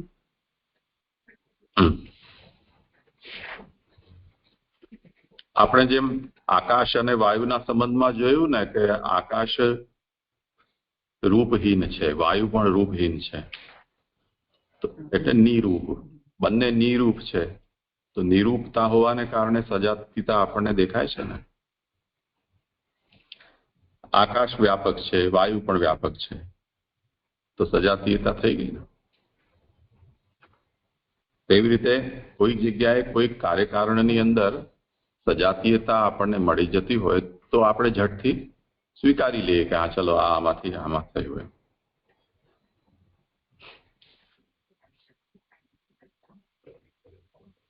એક પ્રસંગમાં અમારે જવાનું થયું, કોઈ દત્તક વિધિ થઈ રહી હતી. એમાં જે ગોર મહારાજ દત્તક કરાવવા માટે આવ્યા એ 2 ભાઈઓ હતા, પણ એ બંનેના ચહેરા એકનાથી એક જરાય મળે નહીં. અમે લોકો ભોજન કરવા માટે બેઠા તો એ બંને સામે બેઠા હતા અને અમારી બાજુમાં એક વલ્લભફૂલ બિરાજતા હતા. એમણે બહુ સહજતાથી પૂછ્યું ભાઈ આ કોણ છે? તો એમણે કોઈ મારા ભાઈ છે, જરાય લાગતા નથી. તો બિચારા એ પણ થોડી વાર તો એમ ઝટકો લાગ્યો એમને. પછી એમણે કહ્યું મારી પાસે આધાર કાર્ડ છે, આ બતાવો તો કઈક સજાતીયતા તો દેખાવી જોઈએ ને. નાક મળે, હાઈટ મળે, રંગ મળે, કઈક મળે, કઈક તો દેખાવું જોઈએ ને સાજાત્ય. એવી રીતે અહીંયા ઘણી વખતે એવી પરસ્પર વિજાતીયતા થઈ જતી હોય તો કોઈ વસ્તુ કોઈમાંથી પ્રકટ થઈ છે એનું પ્રમાણ ખાલી સાજાત્ય હોવું એવું જ થોડું છે કઈ. ઘણા બધા બીજા પણ એટલે વિરુદ્ધ સ્વભાવ વાળા હોવા છતાં પણ એકબીજામાંથી એકબીજાની ઉત્પત્તિ થતી હોય છે. મનુષ્યોની અંદર પણ આપણે બધા સ્વાભાવિક રીતે 2 આંખ, 1 નાક, 2 કાન વાળા, 1 માથા વાળા છીએ, પણ 2 માથા વાળા લોકો પેદા થઈ જાય છે કે નહીં? 4 હાથ વાળા લોકો પેદા થાય છે કે નહીં? પશુઓમાં પણ 5 પગ વાળા વાછડા વાછડીઓ પેદા થાય છે કે નહીં? 3 શિંગડા વાળી ગાયો પણ પેદા થાય જ. હવે તો આપણને એમ થાય કે આ વિજાતીયતા આમ કેમ આવી ગઈ? તો એમાંથી ઉત્પન્ન નથી થયું. સામાન્ય લોકની અંદર એને યા તો આસુરી શક્તિ કહી દે, કાં દૈવી શક્તિ કહી દે. મનુષ્યને ત્યાં પેદા થાય તો રાક્ષસ કહી દે, ગાયને ત્યાં પેદા થાય તો એને લઈને એને ધંધો ચાલી જાય જોરદાર, આ તો મહાદેવજીનો નંદી છે કેમ કરીને તો કમાવું થઈ જાય. હવે એ આખો વિષય સજાતીય વિજાતીયતાથી કારણ કાર્યનો નિર્ણય થઈ શકવો મુશ્કેલ છે. એ તો કશ્યપજી ઉપર પણ મોટો પ્રશ્ન આવી જાય કે દેવતાઓ એમાંથી થયા અને વાંદરાઓ અને રાક્ષસો પણ એમાંથી જ થયા. તો પછી એ તો પ્રશ્ન બહુ છેલ્લે સુધી જશે. તો એટલા માટે આ વાત કહી રહ્યા છે કે જેવી રીતે તંતુ અને વસ્ત્ર એ એક જાતિના નથી, તો નથી જ ને જાતિના. તંતુત્વ એટલે આ તો નૈયાયિકોને કહેવામાં આવી રહ્યું છે. આપણા બધા આપણી લૌકિક સમજથી આ જાતિનો વિચાર નથી. તંતુમાં તંતુત્વ જાતિ છે, વસ્ત્રમાં પટત્વ જાતિ છે. એ બંનેની જાતિ તો અલગ છે. તેમ છતાં પણ તંતુમાં પટ પેદા થાય છે. એવી રીતે જી જી જી. ને આ પછીનું છે ને આ સંબંધ પૃથ્વી વગેરે જાતિઓ કહેવાનું ધારેલું નથી ને એમાં 100 ફૂટનો જોડી છે તે નથી ખ્યાલ આવતો. એટલે બહુ ક્લેશ થતો હોય તો એને તમે નહીં સમજો તો ચાલશે. ખાલી અત્યારે એટલું સમજી લેવું પર્યાપ્ત છે કે અગ્નિ ભલે સ્વભાવથી વિજાતીય હોય તેમ છતાં પણ શ્રુતિના પ્રમાણથી એની ઉત્પત્તિ વાયુ તત્વમાંથી થઈ છે. આ વાત કહેવા માંગે છે. જી જી જી. હા, એટલે બસ એ વાત. અને આ શ્રુતિ અને પ્રત્યક્ષથી ખોટું ઠરેલ શાસ્ત્રની અવગણના કરવી એટલે આપે જે છેલ્લે કીધું તે જ કે જ ને કે શ્રુતિ અને પ્રત્યક્ષથી તાર્કિકોની નો આવો મત છે. એને અહીંયા શ્રી મહાપ્રભુજી નિંદા કરી રહ્યા છે કે શ્રુતિ વિરુદ્ધ છે અને પ્રત્યક્ષ પણ વિરુદ્ધ વાત કરે છે.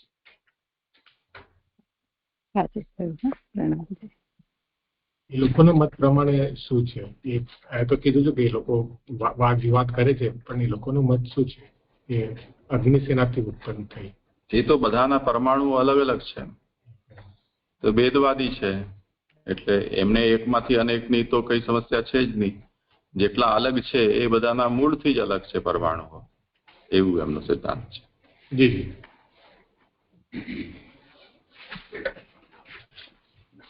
અત્યારે શું છે કે કોઈક જમાનામાં આ બધી વસ્તુઓને થોડી ધાર્મિક અને શ્રદ્ધાનો વિષય બનાવી દેવામાં આવ્યો હતો. જ્યાં સુધી મોડર્ન સાયન્સ છે એનો વિકાસ થયો ન હતો. તો જેમ પશ્ચિમની અંદર એરિસ્ટોટલ ને એ લોકોએ જે વિચાર કર્યો, જેટલા એમની પાસે સાધનો હતા સીમિત એના આધારે, તો એ એરિસ્ટોટલ યદ્યપી તત્વચિંતક હતો પરંતુ વૈજ્ઞાનિક તરીકે પણ એની માન્યતા હતી તે વખતે. તો એના આધારે પશ્ચિમની અંદર વૈજ્ઞાનિક સિદ્ધાંત તરીકે એરિસ્ટોટલ જે કે એ આપણને માન્ય. તો ક્રિશ્ચનોએ બધાએ એને યથાવત માની કર્યો. આપણે ત્યાં ન્યાય વૈશેષિકોએ બહુ જૂના સમયથી આ બધું બેસીને અણકોત કર્યું હતું. તો એ લોકોનો સિદ્ધાંત આપણે ત્યાં લાંબા સમય સુધી ચાલ્યો. તે જ રીતે સાંખ્યનો પણ. તો સાંખ્ય અને ન્યાય વૈશેષિક આ બે ચિંતનો છે એ યદ્યપી એમની પેદાઈશી તત્વચિંતનના રૂપમાં થઈ હતી, પણ પછી ધીરે ધીરે એને સાયન્સ ભારતીય કે વિજ્ઞાન તરીકે એને માન્યતા લોકમાં પ્રાપ્ત થઈ ગઈ હતી. પણ એમની પાસે તો કોઈ પ્રયોગશાળા તો હતી નહીં, એટલે જેટલું જેમને જેવું સમજમાં આવ્યું એવું ઘણું બધું એમણે ચિંતન કર્યું. અને ઘણા બધા સિદ્ધાંતો એવા પણ આપણને સામાન્ય મળી રહે છે કે જે આધુનિક વિજ્ઞાન અને એમને ત્યાં પણ એક સરખા હોય.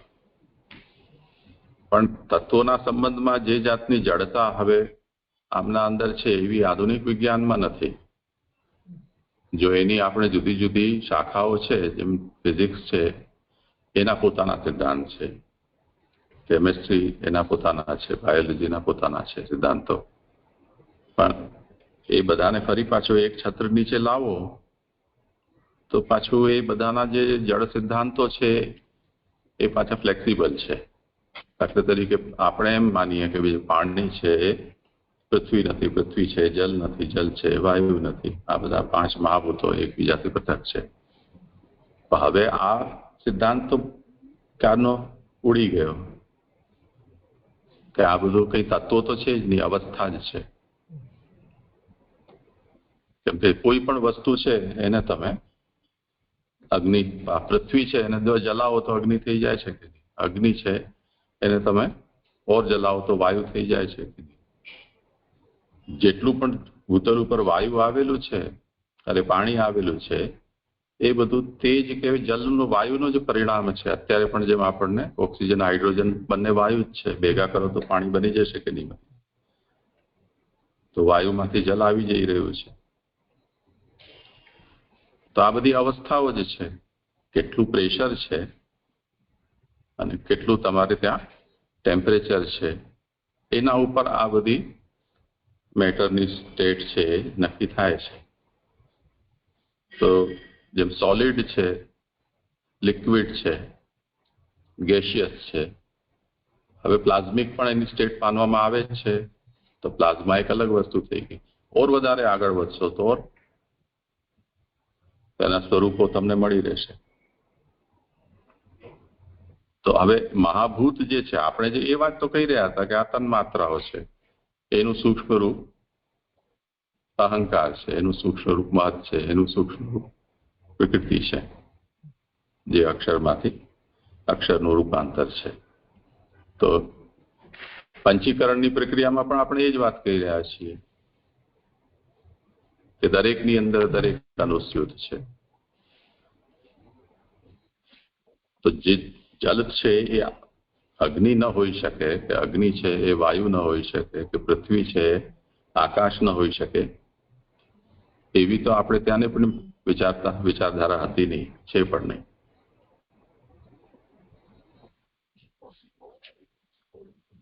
એટલે જેમ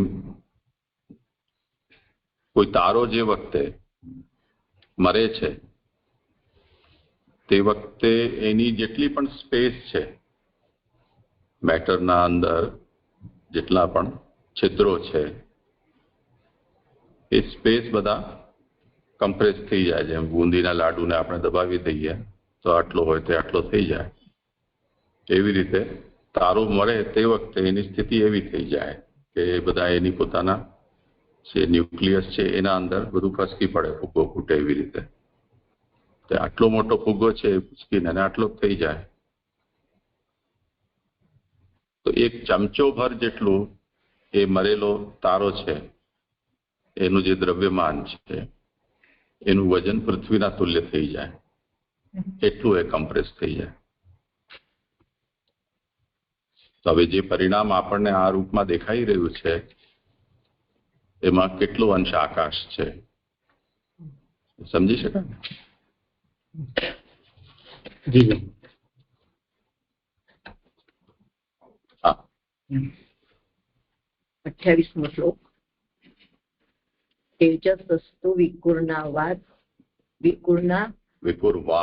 વિકુર્વાણાદ આસીદંભો રસાત્મકમ રૂપ સ્પર્શ વચ્ચારંભો ઘોષવચ્ચ પરાન્વયાત.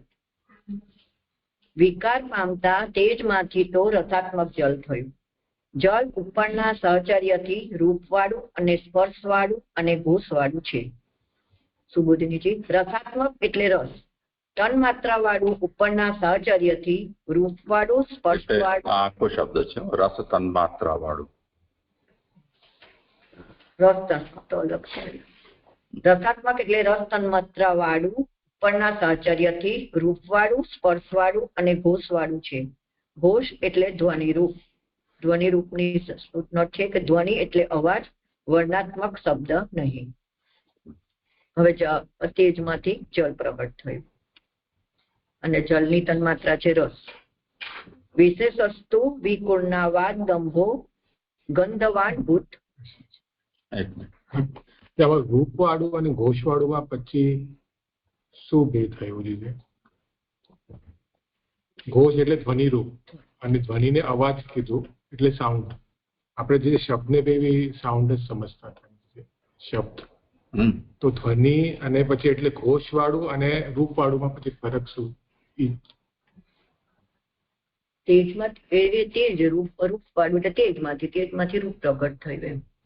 જેના 3 ગુણો કીધા, રૂપવાળું, સ્પર્શવાળું અને ઘોષવાળું. આમાં રૂપવાળું પહેલું અને ત્રીજું ઘોષવાળું. બંનેનો મિનિંગ સેમ જ થઈ રહ્યો છે. નહીં.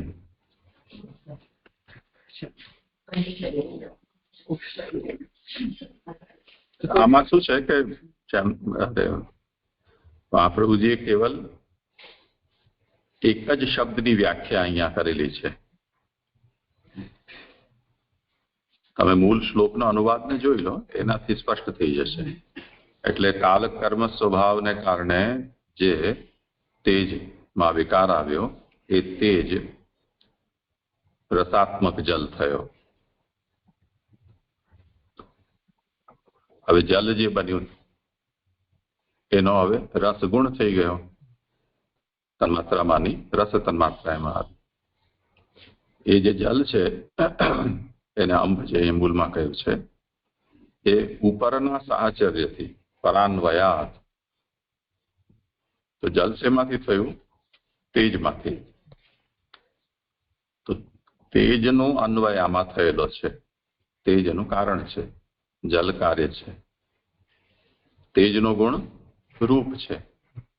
તો જલ તેજના સાહચર્યથી રૂપવાળું થયું, વાયુના સાહચર્યથી સ્પર્શવાળું થયું, આકાશના સાહચર્યથી ઘોષ એટલે શબ્દવાળું. એટલે જલ જે છે એનો સ્વાભાવિક ગુણ રસ અને પરાન્વયથી 3 આવ્યા એ એના બાપ દાદાના ગુણો છે. તે બધા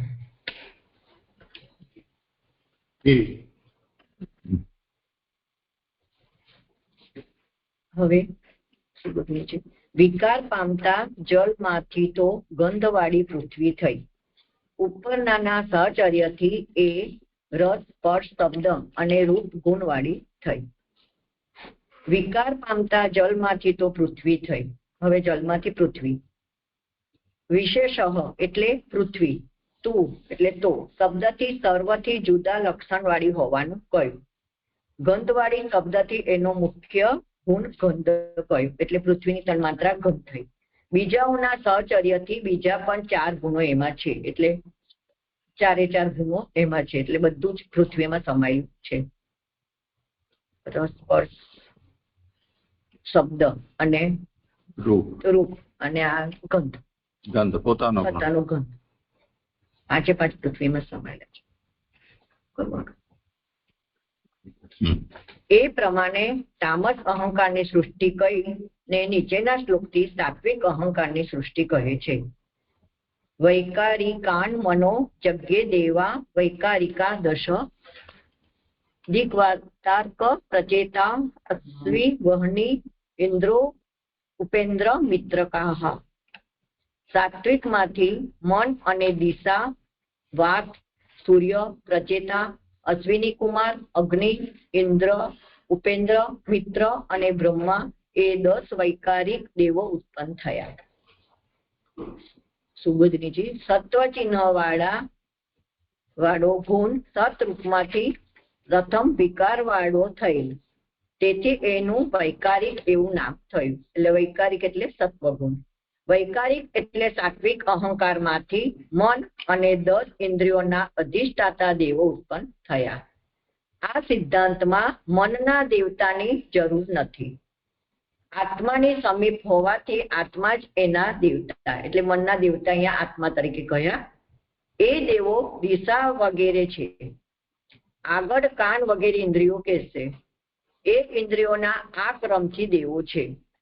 અશ્વિ શબ્દથી અશ્વિની કુમારો કહેલા છે, અને મિત્ર અને બ્રહ્મા. એટલે અહીંયા જે મનના દેવતાની જરૂર નથી, આમ શા માટે કીધું? આ સિદ્ધાંતમાં મનના દેવતાની જરૂર નથી. અને આમ કીધું કે આત્માની સમીપ એટલે એના આત્મા એમના દેવતા થયા, મનના. એવું થયું. બાકી મનના દેવતા આપણે તો સૂર્ય ચંદ્ર ગણીએ છીએ ને.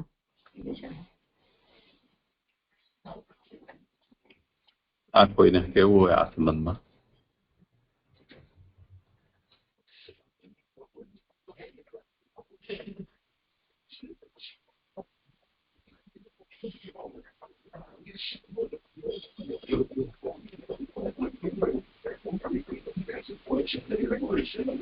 આ જે પરિસ્થિતિ અહીંયા છે ને, એ આપણે જેમ બ્રહ્માંડના પૂર્વ સર્જન પૂર્વની આ તત્વોની ઉત્પત્તિનો પ્રકાર છે, તો તે અવસ્થામાં અહીંયા મનના દેવતાની આવશ્યકતા નથી, કેમ કે મનનું નિયંત્રણ કરનારો આત્મા જ છે અહીંયા. તો એ જે પુરુષ છે એ જ અહીંયા એના દેવતાનું કાર્ય કરી રહ્યો છે. એટલે અહીંયા એ મનના નિયામકની અલગથી આવશ્યકતા નથી, એવું શ્રી મહાપ્રભુજી જણાવે છે. જણાવ્યા કેમ નથી, તો એનું કારણ એ છે.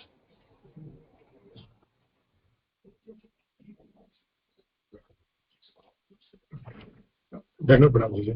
એ આમાં જે દિશાઓ ઉત્પન્ન થઈ એ થોડું સમજવું હતું. અલગથી કેમ દિશાઓ? એમ કારણ કે જયારે મહત થયું આટલું બધું તે, તો દિશાઓ તો આવી જ જવી જોઈએ ને ત્યારે. તો આ દિશા એ જ આપણે જે અમે સમજે છે કે આ બીજી દિશાઓ. હા, કરો સમાધાન.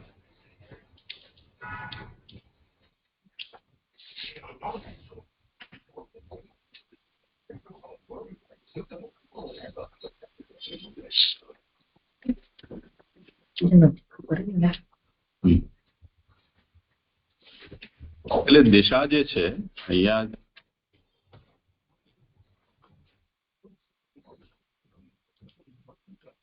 સામાન્યતયા 4 દિશા આપણા વ્યવહારમાં આવતી હોય છે.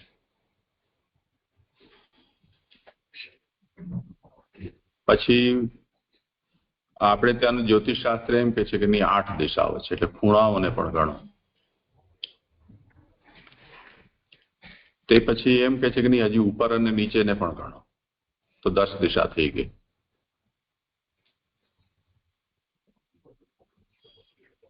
તો જ્યારે કંઈ પણ સર્જન થઈ રહ્યું છે ત્યારે એના ડાયમેન્શન્સ આપણને જોવા પડશે ને. અને જેટલા પણ ડાયમેન્શન્સ છે એ દરેક ડાયમેન્શનના કોઈને કોઈ ફરી પાછા દિક્પાલ છે, એના અધિષ્ઠાતા દેવતા છે.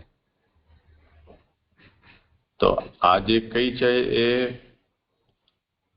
કેવલ વ્યવહારોપયોગી કલ્પના નથી, પરંતુ એ ડાયમેન્શન જો આપણને અનુભવ કરી રહ્યા છીએ કે અહીંયા ઉપર નીચે 4 ભીત અને 4 ખૂણા, એમ કરતા 10 જે આપણને દેખાઈ રહ્યા છે. અને આપણે તો અહીંયા આવશ્યકતા નથી, પણ ધારો કે પ્રધાનમંત્રીને આપણે અહીંયા નિમંત્રિત કર્યા હોય તો એમની જે અંગરક્ષકો છે એ લોકો જ્યારે આવશે તે વખતે એ લોકો આ 10 દિશાને લક્ષ્યમાં રહેશે એમની સુરક્ષા માટે. તો એવું નથી કે એનો વ્યાવહારિક ઉપયોગ માત્ર છે અને એનું વાસ્તવિક કોઈ અસ્તિત્વ નથી. તો એ 10 દિશા છે. આકાશમાં જોશે, નીચે પણ જોશે, મેટલ ડિટેક્ટરથી ને એનાથી, અને પ્રત્યક્ષ રૂપથી ચારે બાજુ ઘેરીને એવી રીતે રહે છે કે કોઈ પણ ખૂણેથી એમના ઉપર કોઈ આઘાત ન કરી શકે. તો એ દિશાનું એક પ્રાકટ્ય છે, એને અહીંયા ગણી રહ્યા છે કે આ જે પ્રકટ થયું છે એ દિગ્વાતાર્કમાં દિગ પણ અહીંયા આ રીતે પ્રકટ થયું છે. અને એ સાત્વિક કે આ જે પ્રાકટ્ય થયું છે એ ભૌતિક દિશાની વાત નથી, પરંતુ દિક્પાલ રૂપે એમના જે દેવ છે એની વાત છે.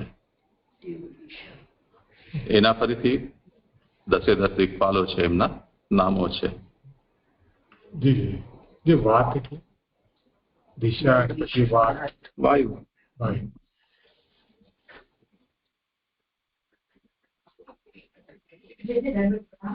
આપે એવું કઈ વખતે છે ને આ સત્તામાં મનના દેવતાની જરૂર નથી, એમાં આપે એવું કયું કાળકૃષ્ણના મત પાસે રહેલું છે. તો કાળકૃષ્ણના મતમાં એવું કહેલું છે કે મનના દેવતાની જરૂર છે. આપે તો મહત્વ જેમ કે આ સત્તામાં મનના દેવતાની જરૂર નથી એવું આપે તો કાળકૃષ્ણના મત છે એમ આપે કહ્યું એમના મતમાં મનના દેવતાની જરૂર છે એવું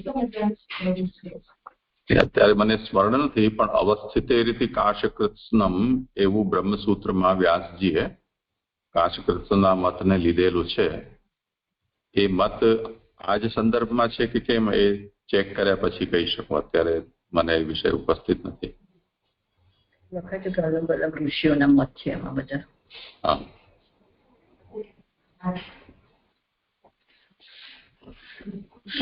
તમે પણ જોજો આ બ્રહ્મસૂત્રમાં અવસ્થિતે રીતે કાશકૃત્સ્નમ એ સૂત્ર છે. હા, શું કહો છો? હા, પ્રણામ છે. આપણે અહીંયા જે જોયું ને તો ઇન્દ્રિયોના દેવતાઓનું આવ્યું, તો એવી રીતે મહાભૂતોના પણ આધિદૈવિક દેવતાઓ તો હશે જ ને, તો એનું કોઈ જગ્યાએ વર્ણન નથી આવતું. તો એ પણ આપણા આ જે આધિદૈવિક ઇન્દ્રિયો સાથે આપણા સંઘાતમાં રહે છે આ દેવતાઓ, એવી રીતે મહાભૂતોના દેવતાઓ પણ જે મહાભૂતો ચાહે જળ પદાર્થ હોય કે આપણો દેહ સંઘાત હોય એમાં પણ એ અનુસ્યુત રહેતા હશે ને એ દેવતાઓ પણ આધિદૈવિક રૂપે. હા, રહેતા હોય.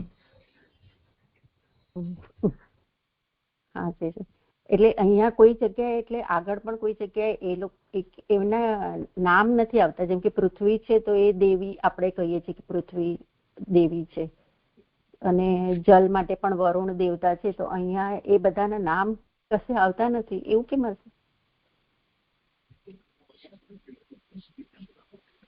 વરુણ દેવતા જલ છે, અગ્નિનો દેવતા સૂર્ય છે, ભૂમિ દેવી છે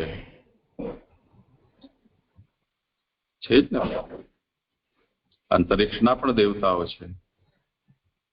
આકાશના એ રીતે પ્રસિદ્ધ નથી, પણ એ ભગવત રૂપ સમજી શકાય. અંતરિક્ષ સ્થાની ગણો તો તે એના દેવ થયા. હા, પણ એ શરીરનો આપણો સંઘાતમાં જયારે આ આધિદૈવિક ઇન્દ્રિયોની સાથે આધિદૈવિક દેવો આપણી અંદર આવે છે, એવી રીતે આ મહાભૂતોના દેવતાઓ પણ રહે છે આપણા શરીરમાં, એવું સમજી શકાય.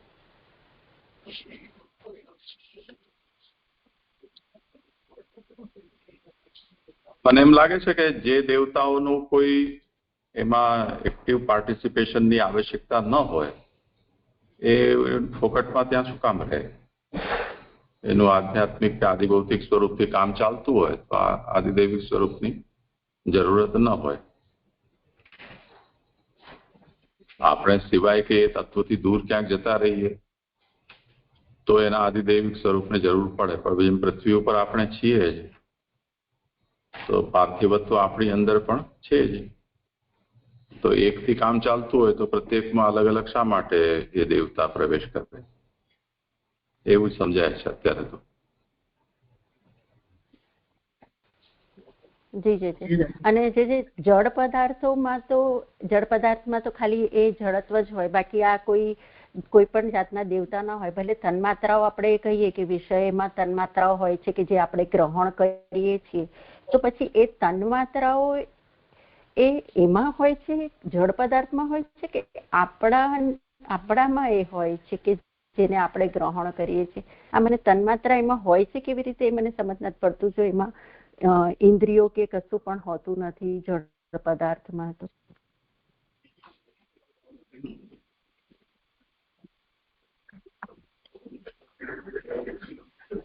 કોઈને સમાધાન વિચારવું હોય તો જળ પદાર્થમાં ભલે જળ છે પણ એમાં અંતર્યામીનો અંશ તો છે, અંતર્યામી તો છે ને, એ તો ઠાકોરજીનું એટલે જ્ઞાન ગુણ છે કે બધા હર જળ અને જીવમાં અંતર્યામી રૂપે જે ઠાકોરજી સ્થિત છે એ તો પ્રભુનું જ્ઞાન ગુણ છે. તો જળમાં પણ અંતર્યામી રૂપે પ્રભુ તો છે જ નહીં બધી કરે. આમનો પ્રશ્ન એ એ તો છે કે વિષય આપણે કહીએ છીએ તો એની વિષયતા જે આપણે ગ્રહણ કરીએ છીએ ને, તો એ વિષયતા આપણી અંદર જ રહેલી છે કે જળ પદાર્થમાં તો આપણે વિષયને કહી દીધું, તો એ વિષયતા ક્યાંથી અંદર આપણે ગ્રહણ કરી રહ્યા છીએ? જળમાં છે ને આવી રહી છે, કારણ કે ગ્રહણ કરી રહ્યા છીએ તો કશેક બહારથી જ ગ્રહણ કરી રહ્યા છીએ.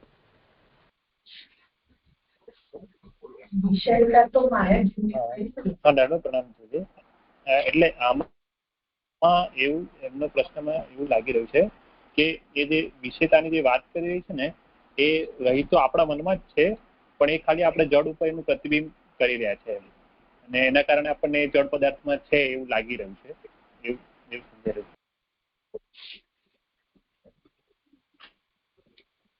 આ જો ફરીથી આધુનિક જે વિજ્ઞાન અને આપણે ત્યાંનું જે ચિંતન છે એ બધાના માટે આ એક બહુ મોટી સમસ્યા હતી, હજી પણ છે. વિજ્ઞાન માટે તો હવે એમણે પોતાનો અર્થ વિચારી લીધો છે કે ફિઝિકલી આપણે કોઈ પણ વસ્તુનું જ્ઞાન પ્રાપ્ત કરીએ છીએ ત્યારે શું થાય છે. તો જેમ કોઈ વસ્તુને આપણે જોઈએ છીએ તો એ વસ્તુના ઉપર જે પ્રકાશના કિરણો પડે છે એ કિરણો પરાવર્તિત થઈને આપણી આંખમાં જાય છે, એ પછી બુદ્ધિને પહોંચાડે છે. બુદ્ધિ એને પ્રોસેસ કરી અને સમજે છે જે રીતે સમજતી હોય તે. તો જે રૂપ તન્માત્રા આપણે જેને કહીએ છીએ એને આધુનિક વિજ્ઞાન પ્રકાશના તરંગોના રૂપમાં લે છે. તે જ રીતે કાન છે શબ્દ તન્માત્રાનો વિષય છે, તો ધ્વનિના તરંગો કાનના પડદા ઉપર ટકરાય છે. નગાડો ક્યાંક વાગી રહ્યો છે પણ એના તરંગો આપણા કાનના પડદા ઉપર ટકરાય છે. આ પ્રક્રિયા છે કર્ણ સંબંધી છે. ગંધ તન્માત્રા વાયુ દ્વારા આપણે પ્રાપ્ત થાય છે ગ્રહણેન્દ્રિયમાં. રસ માટે જીભના ઉપર જે પણ એના સંવેદનશીલ અંશો છે ત્યાંથી રસ તન્માત્રાનું ગ્રહણ થાય છે. અને સાક્ષાત સ્પર્શ છે, સ્પર્શ તન્માત્રા તો ત્વચાથી ગ્રહિત થાય છે. તો રસ અને સ્પર્શ આ બેની અંદર વિષયનો સન્નિકર્ષ તે ઇન્દ્રિયને પ્રગાઢ અપેક્ષિત હોય છે. એટલી પ્રગાઢતા શબ્દ તન્માત્રા, રૂપ તન્માત્રા, ગંધ તન્માત્રામાં આવશ્યક નથી. એટલે તમને ફૂલને નાકમાં ઘુસાડી દેવું ન પડે ગંધ લેવા માટે. એની ગંધના અંશો છે એ વાયુ દ્વારા તમારા નાકને પહોંચે છે. તો હવે આ પ્રક્રિયા તો બધી જગ્યાએ સ્થિર થઈ ગયેલી છે, આમાં કોઈ નવું વિચારણીય છે નહીં.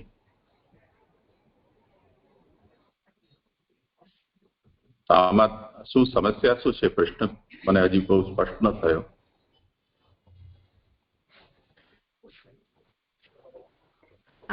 આજે આપણે સમજાવ્યું ને એ તો આપણે શુદ્ધ ફોર્મમાં જે કહીએ ને એ છે. પણ હવે જ્યારે કોઈ વસ્તુને આપણે જોઈએ તો એમાં દરેકે દરેક વસ્તુ એમાં આ 5 મહાભૂતો એમાં કોઈ રીતે મિશ્રિત થયેલ છે એ પણ મને સમજાય છે.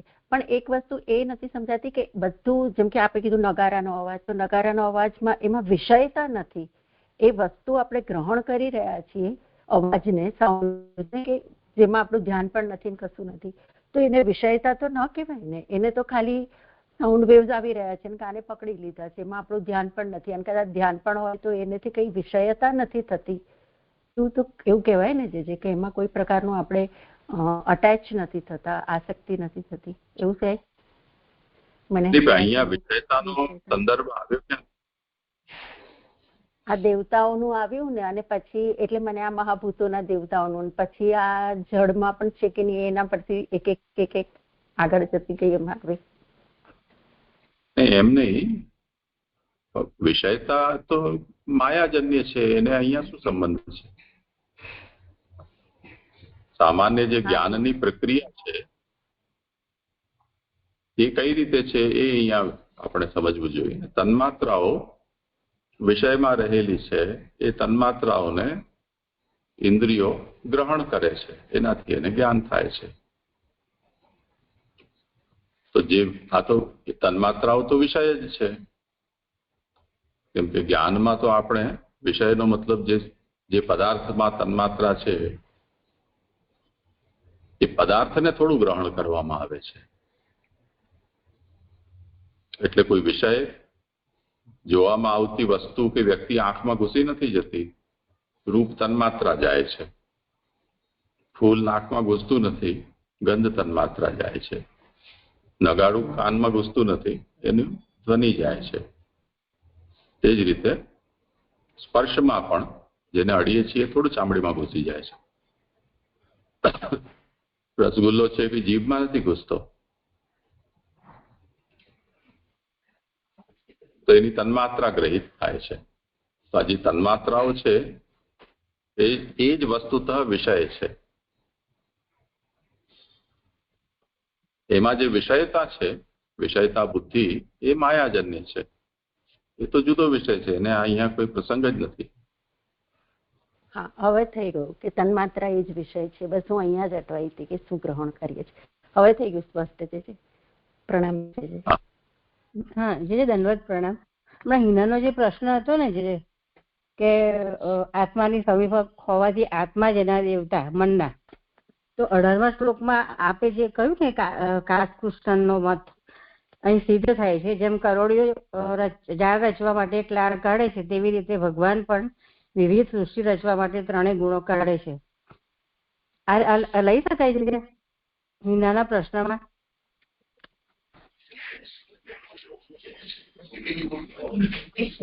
એ તો હિના છે અહીંયા કે છે 151માં પાન પર છે.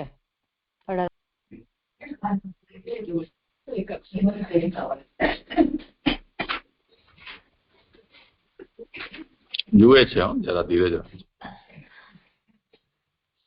જી જય.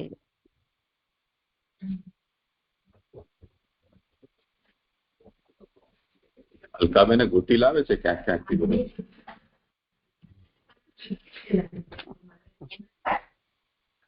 આપણે કહ્યું ને એ સૂત્રમાં જોઈ શકીએ કદાચ એટલું થયું કે ચાંદનાથી વેચી જાય તો કે ચાંદનાથી વેચી, એટલે આપણે જ કે છે કે તમે જ કહો છો કે ચાંદનાથી વેચી ઉત્પન્ન થાય છે તો વિદ્યાર્થી ઉત્પન્ન થયું ને. તો હવે આ પણ વિદ્યાર્થી, તો વિદ્યાર્થીઓમાં એક ઉદાહરણ આપવું એ સમજાયું કે દેવમાંથી મનુષ્ય, તો એ કેવી રીતે એમાંથી દેવમાંથી મનુષ્ય થાય છે કે દેવ પાછળ કોઈ એવું કરીને પાછળ મનુષ્ય રૂપે થઈ જાય છે, વિદ્યાર્થી ઉત્પન્ન થાય છે એવું કે બધી રીતે લઈ શકાય ને. ભગવાનમાંથી પણ પેદા થયા છે એ રીતે પણ લઈ શકો અંશ રૂપમાં. બાકી આ જે આદ્ય ઋષિઓ છે એ બધા દેવતુલ્ય જ હતા, એમાંથી કશ્યપમાંથી જેવી રીતે થયા, અથવા જેમને કર્મજન્ય દેવીઓની પ્રાપ્ત થઈ છે ને કર્મક્ષય પછી એમને ફરીથી મનુષ્ય દેહ પ્રાપ્ત થાય, એ રીતે પણ લઈ શકાય. પ્રકટ રૂપથી જે દેવતાઓ ભૂતલ પર આવ્યા છે પણ એમની સંતતિ પછી દેવ ન ગણાય, એ મનુષ્યવત છે, એ રીતે પણ એને સમજી શકાય.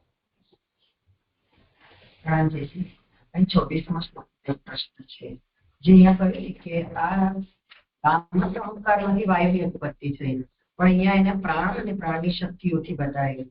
કારણ કે એ નાક ઇન્દ્રિયોનો સહકારી ગંધ ગ્રહણ કરનાર તરીકે પ્રાણ કહ્યો.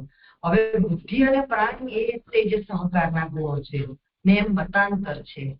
તો આપણે પણ જોઈએ છે કે રાજા સહકારમાંથી કર્મેન્દ્રિય અને જ્ઞાનેન્દ્રિયોની ઉત્પત્તિ. તો પછી અહીંયા પ્રાણ તરીકે વાયુ લીધો અને ઉપરાંત એને પાછું જે બુદ્ધિ અને પ્રાણ તેજ સહકારના ગુણો કયા ને એ મતાંતર થી કયા. તો એ મતાંતર કેવી રીતે સમજવું? 26મા શ્લોકમાં જે છે 160 પાનું પછી ચોથી.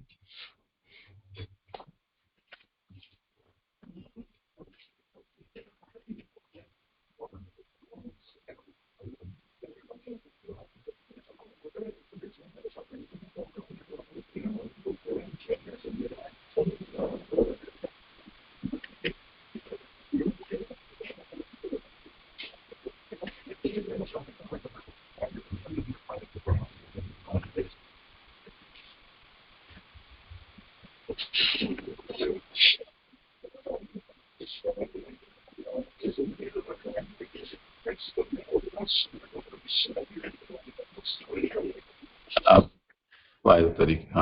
હા, એ તો કહ્યું ને કે અહીંયા જે પ્રાણ કહેલો છે એ વાયુ તરીકે કહેલો છે, એ જ એની સ્પષ્ટતા છે. મતાંતર અહીં આ રીતે જુદું પડે છે કે ત્યાં રાજસ અહંકારમાં પ્રાણને એ બતાવે છે ને અહીંયા વાયુ તરીકે, એ જ અર્થમાં એમ એ જ મતાંતર. નહીં, અથવા બુદ્ધિ અને પ્રાણ તૈજસ અહંકારના ગુણો છે એમ મતાંતર છે. આ મતાંતર બતાવ્યું. તો એ કઈ રીતે મતાંતર? અહીંયા તામસમાંથી વાયુની ઉત્પત્તિ તો બરાબર છે, પણ એને પ્રાણ એટલા માટે કહ્યો છે કે ગંધ ગ્રહણ કરનાર તરીકે. અને જ્યાં રાજસ અહંકારનું નિરૂપણ આપશે આ તામસ અહંકારનું છે, ત્યાં તો બુદ્ધિ અને પ્રાણ એ તેજસ અહંકારના ગુણ છે તો બરાબર જ છે. તો પછી મતાંતર કેમ એમ? આ શ્લોકથી મતાંતર સમજવાનું કેમ? અહીંયા અને ઉત્થાનિકામાં જુઓ એ પ્રમાણે તામસ અહંકારથી આકાશની ઉત્પત્તિ કહીને આકાશમાંથી વાયુ વગેરેની ઉત્પત્તિ ક્રમથી થઈ એમ કહી રહ્યા છે. તો અહીંયા આકાશની ઉત્પત્તિ તામસ અહંકારથી થઈ અને એ તામસથી ઉત્પન્ન થયેલો જે આકાશ છે એમાંથી વાયુ થઈ રહ્યો છે એમ. તો આ તામસથી સૃષ્ટિની પ્રક્રિયાની વાત આવી રહી છે. અને હવે અહીંયા શું કહી રહ્યા છે કે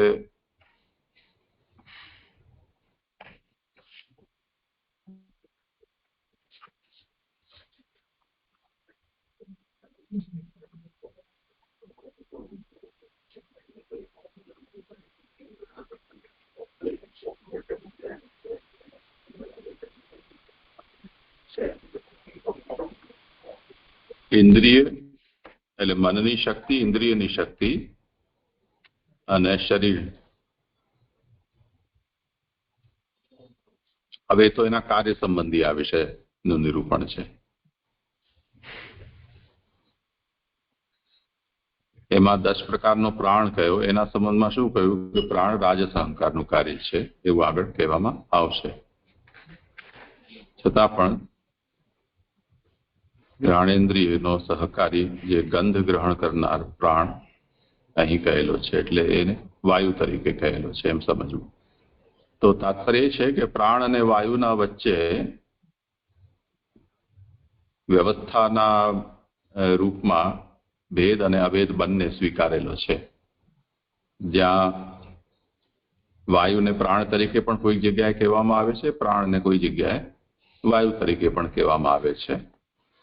આ એક પક્ષ થયો.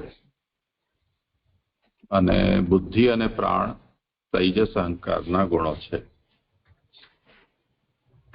આ કોટેશન લાગે છે.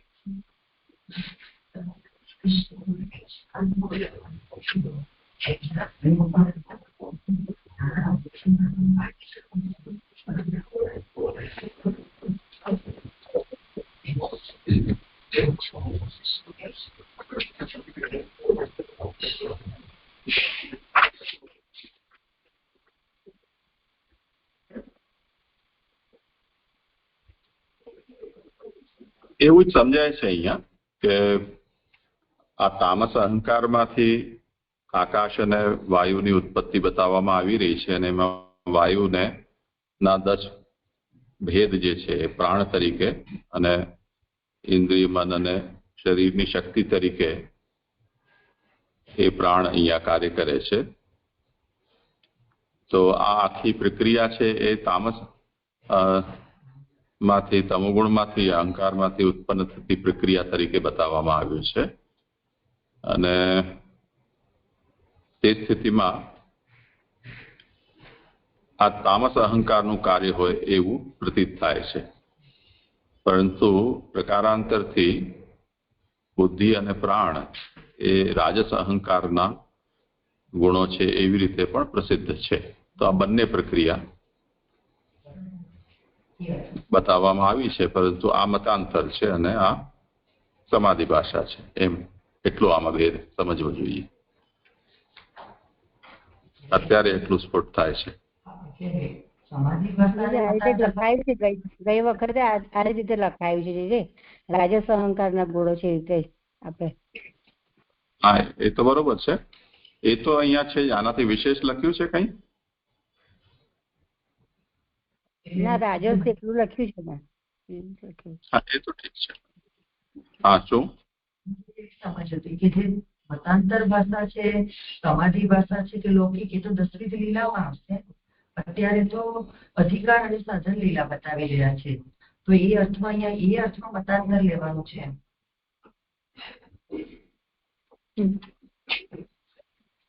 મતાંતરનો તાત્પર્ય અહીંયા બ્રહ્મા પોતે કહી રહ્યા છે ને, અને એમને જે પ્રશ્નો કરવામાં આવ્યા છે એ નારદજીના પ્રશ્નોના ઉત્તરના રૂપમાં જ કહેવામાં આવી રહ્યું છે.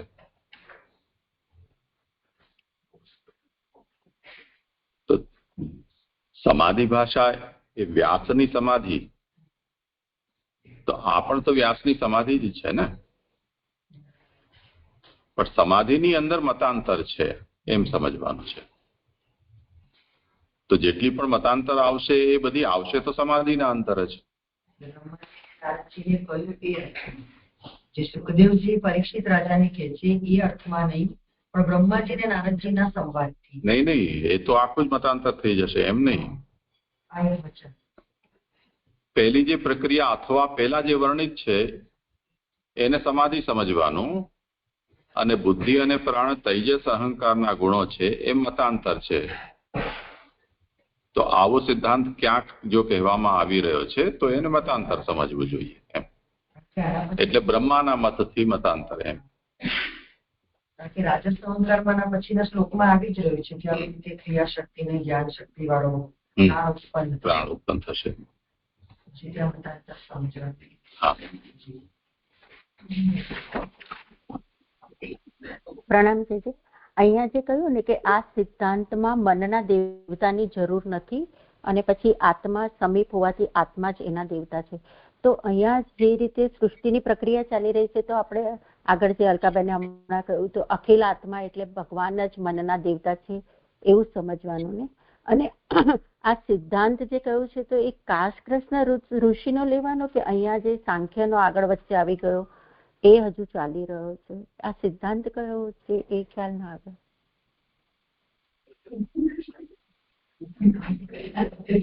એ તો અલકાબેને કઈક કહ્યું ને, કે અલકાબેન કીધું ને કે ગયે વખતે કંઈક લખાવ્યું હતું.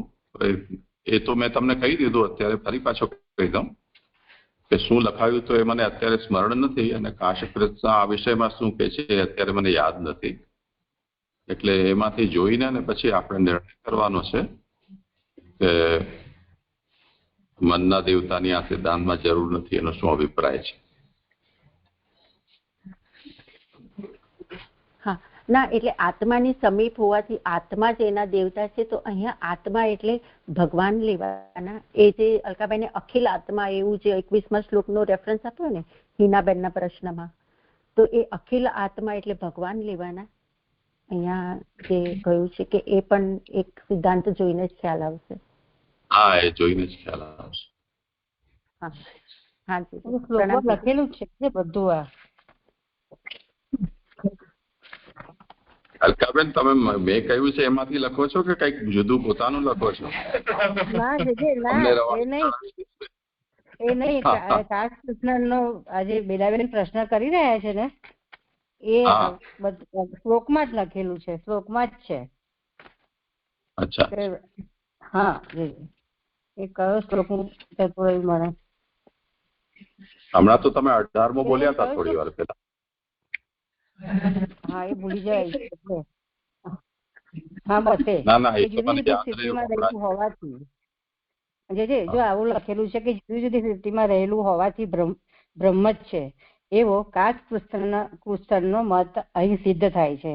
જેમ કરોડીઓ રચવા માટે એક લાળ કાઢે છે, તેવી રીતે ભગવાન પણ વિવિધ સૃષ્ટિ રચવા માટે 3 ગુણો કાઢે છે. ગુણના પ્રકાર હોવાથી ગુણ શબ્દથી વ્યવહાર થાય છે. સદરૂપથી નીકળેલું સત્વ કહેવાય. ચિદરૂપથી નીકળેલું ક્રિયાશક્તિ મુખ્ય હોવાથી અને આનંદ ન હોવાથી રજ કહેવાય. આ રીતે બધું છે જે એમાં લખેલું શોધનીમાં. એના સંબંધમાં તો અહીંયા એવું સમજાયું કે એ જુદો વિષય છે, એને આની સાથે જોડવાની જરૂર નથી. પણ કાશકૃષ્ણ માટે બ્રહ્મસૂત્રમાં વ્યાસજીએ જે વાત કહી છે, અવસ્થિતે રીતિ કાશકૃષ્ણ, કદાચ એ સૂત્રમાં એ વાત હોય તો ચેક કરવાની છે. જી આચાર્ય ત્રયને મહારાજ નહીં.